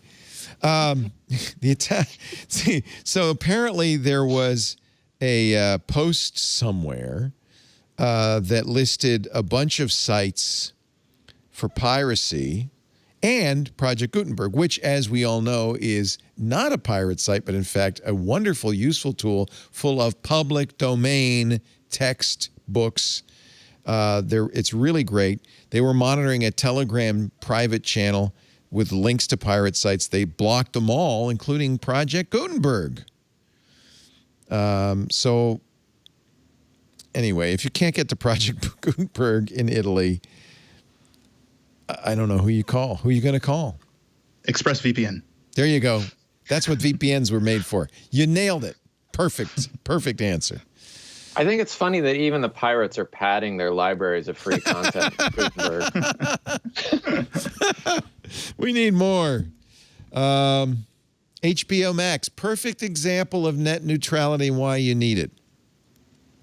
AT&T, which owns HBO Max, has announced that you can watch all you want on the AT&T wireless network because it's not going to hit your data caps. If you can figure out how to find it, yeah, whether good luck or not getting it. You're actually eligible to sign on. Netflix will, Disney Plus will, everybody else will, but not the ones we own.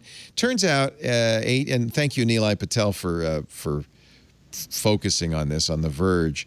Turns out AT&T has a way for anybody to get, they call it sponsored data. You pay, and your service will no longer count against data caps to AT&T as mobile users. And it's actually AT&T's done it 3 times. All 3 services were owned by AT&T. So I continually get people saying, see, we didn't need net neutrality. Nothing bad's happened. So anytime anything. Put the word sponsored in front of anything. Right. Yeah. That's a bad start. So anyway, good news. If you could figure out how to get HBO Max, it won't go against your data caps. But The point being, in case I need to explain it, I don't think I do. You guys are smart. Anybody who listens to this show knows a little bit about net neutrality. This is AT&T putting its thumb on the scale in favor of its own services over competing services. That's why you need net neutrality. But HBO Max needs all the help they can get, frankly. In this case, all right, go ahead. Has anybody here subscribed to it? Probably we all have free subscriptions. We just don't know. Because there's lots of ways to get it for free, but... Not until you give me your password. Oh, okay. I'll be glad to. No, I haven't paid for it yet. I haven't yet become... If you're a Comcast subscriber and it's like the world's worst decision tree. So It's terrible. if you're Comcast and you have HBO, then yes, you can if you've already got the service. Which I am, but I still can't figure out how to get it for free. So there. Then you can't get it on your Roku. Yeah, it's not on Amazon or Roku. It's only on Apple TV and no, in fact, it does not work on Amazon for a reason. So that's another anti-competitive measure. Yeah. Or is it Amazon anti-competitive against HBO or HBO anti-competitive against Amazon? So there's a whole fight amongst the OTAs and the OTTs around the contracts tend to be pretty long. So like if one of the big networks signs on with Hulu, that's like a 5-year contract. And so the problem is that the way contracts work in the entertainment industry, are very similar to how regulation works. When technology moves much faster than regulation or contractual agreements. And so, they're kind of stuck. I know, because when I worked at Tech TV, of course, the first thing you want to do is put your stuff on the internet.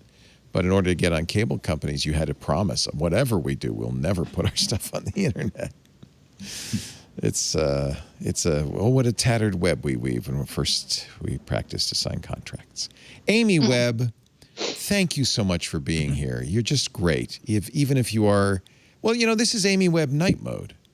It's we've blocked all the blue light because Amy shines so bright. I'm in night mode for you. It's night mode. amyweb.io, the Future Today Institute.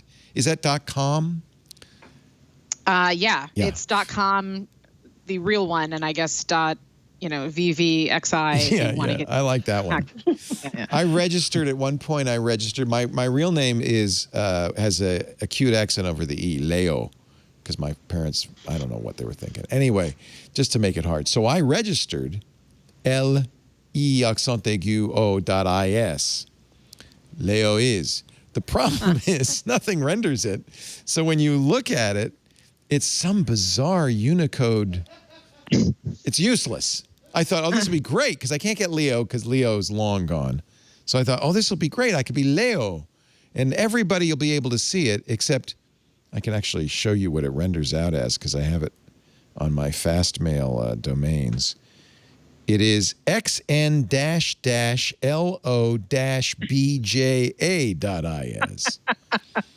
Not so useful. That's puny code.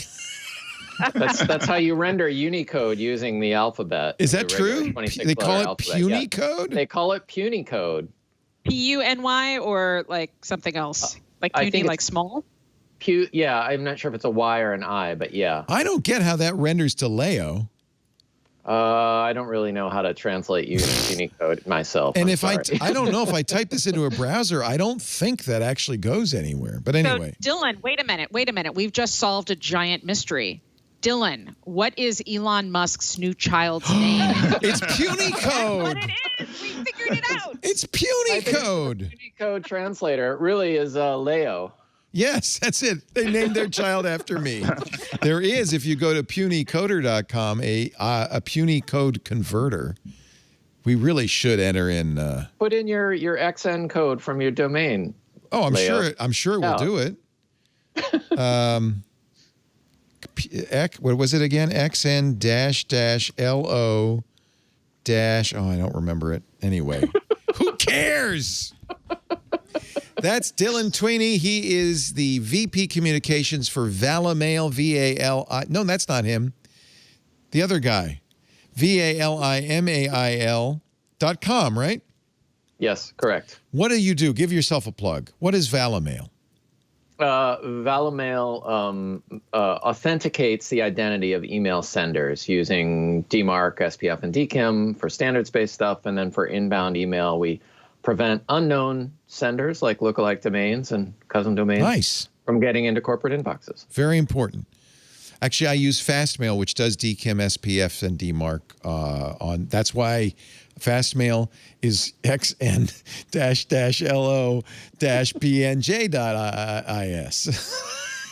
Maybe I should have gone to ValaMail instead.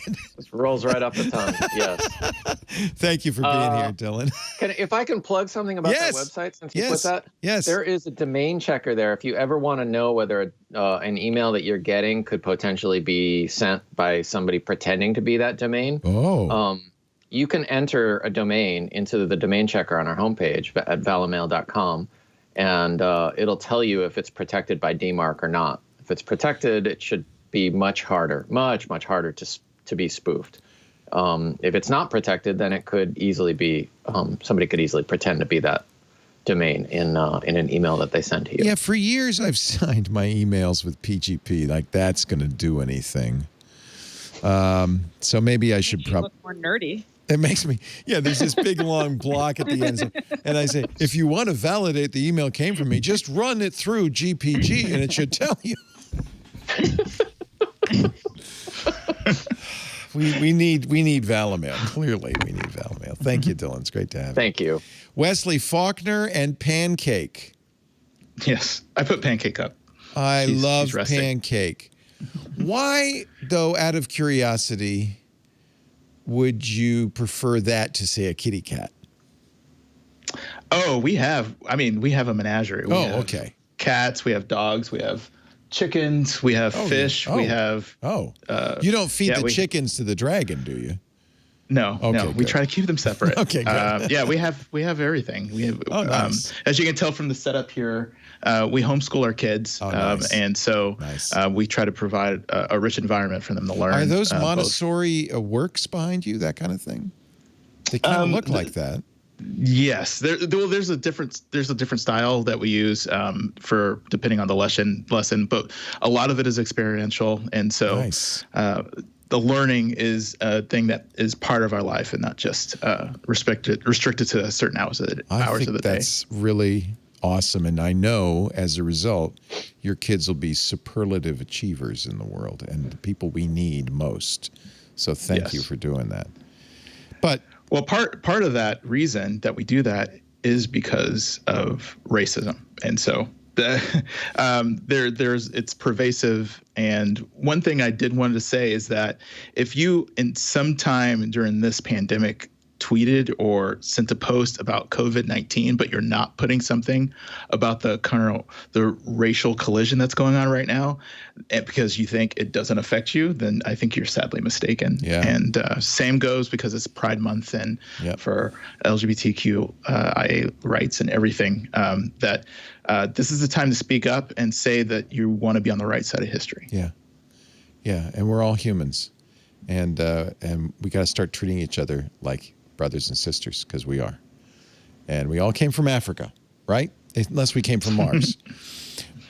Or maybe we came from Mars and then came from Africa. Like was on the way. All depends on how far back you want to go. That's right. It doesn't matter where we came from. It's where we are. We're all here. We're all here now. We're all on this little blue marble. We got to take care of each other. Make it through together. That's right. God bless you. Yeah.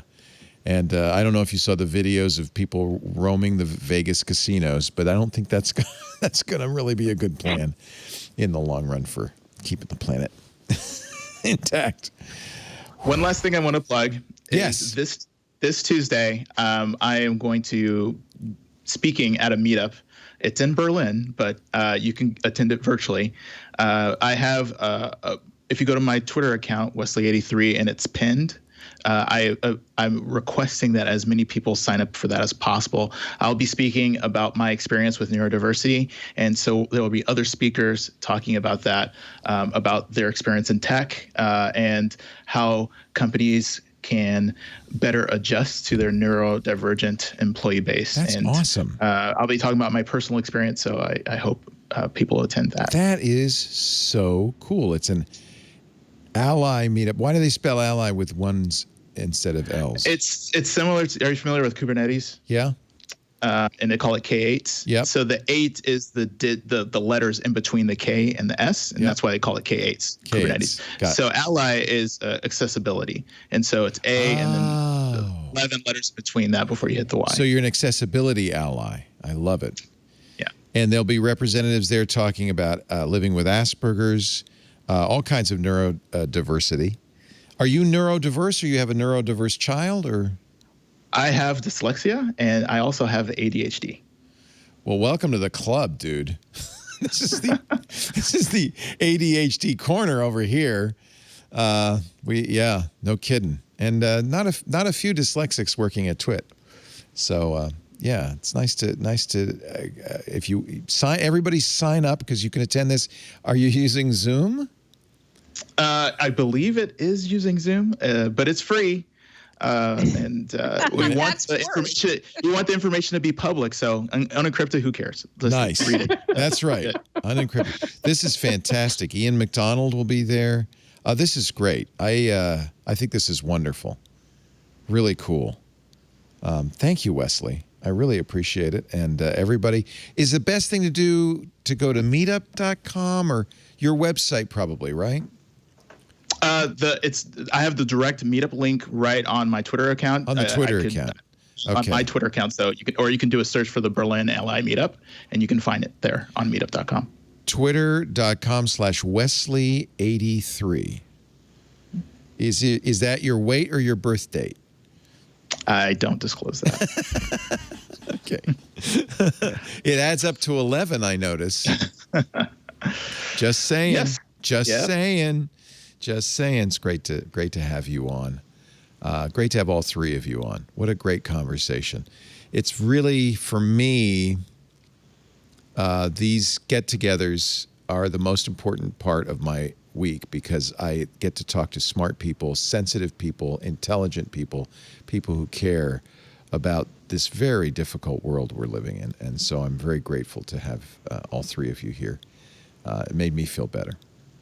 And you can find me at xbj-LO_BN on the internet. We do Twit every Sunday afternoon, 1:30 Pacific. I'm sorry, 2:30 Pacific. That's 5:30 Eastern. That's 21:30 UTC. You can watch us do it live if you want, twit.tv/live. There's usually stuff beginning and after that we don't put into the main feed. If you're doing that, join us in the chat room, irc.twit.tv. Those are all people watching live. We also have on-demand versions of everything we do at our website, twit.tv. In fact, there's audio and video there. It's on YouTube as well. You can ask your Amazon Echo or your Google Assistant to play it. But the best thing to do is find your favorite podcast. They call them podcasts, I understand. The kids call them podcasts. Podcast application, and subscribe to This Week in Tech, and that way you'll get it automatically the minute it's available on a Sunday. If you do listen asynchronously or watch asynchronously, we also have a forum. It's kind of like the chat room, but it's not in real time, so it's easy for everybody to participate. That's at twit.community. I'd love to see you there. Every time a new show goes up from any of the shows on the network, we put a post up there so you can comment there. If you have an opinion, I'm sure a few of you will have some things to say about today's show. Go ahead, vent at twit.community. There it is. Yes, we have night mode. Thank you all for being here. Have a great, safe week. Take care of yourselves. Take care of each other. We'll see you next time. Another Twit is in the can.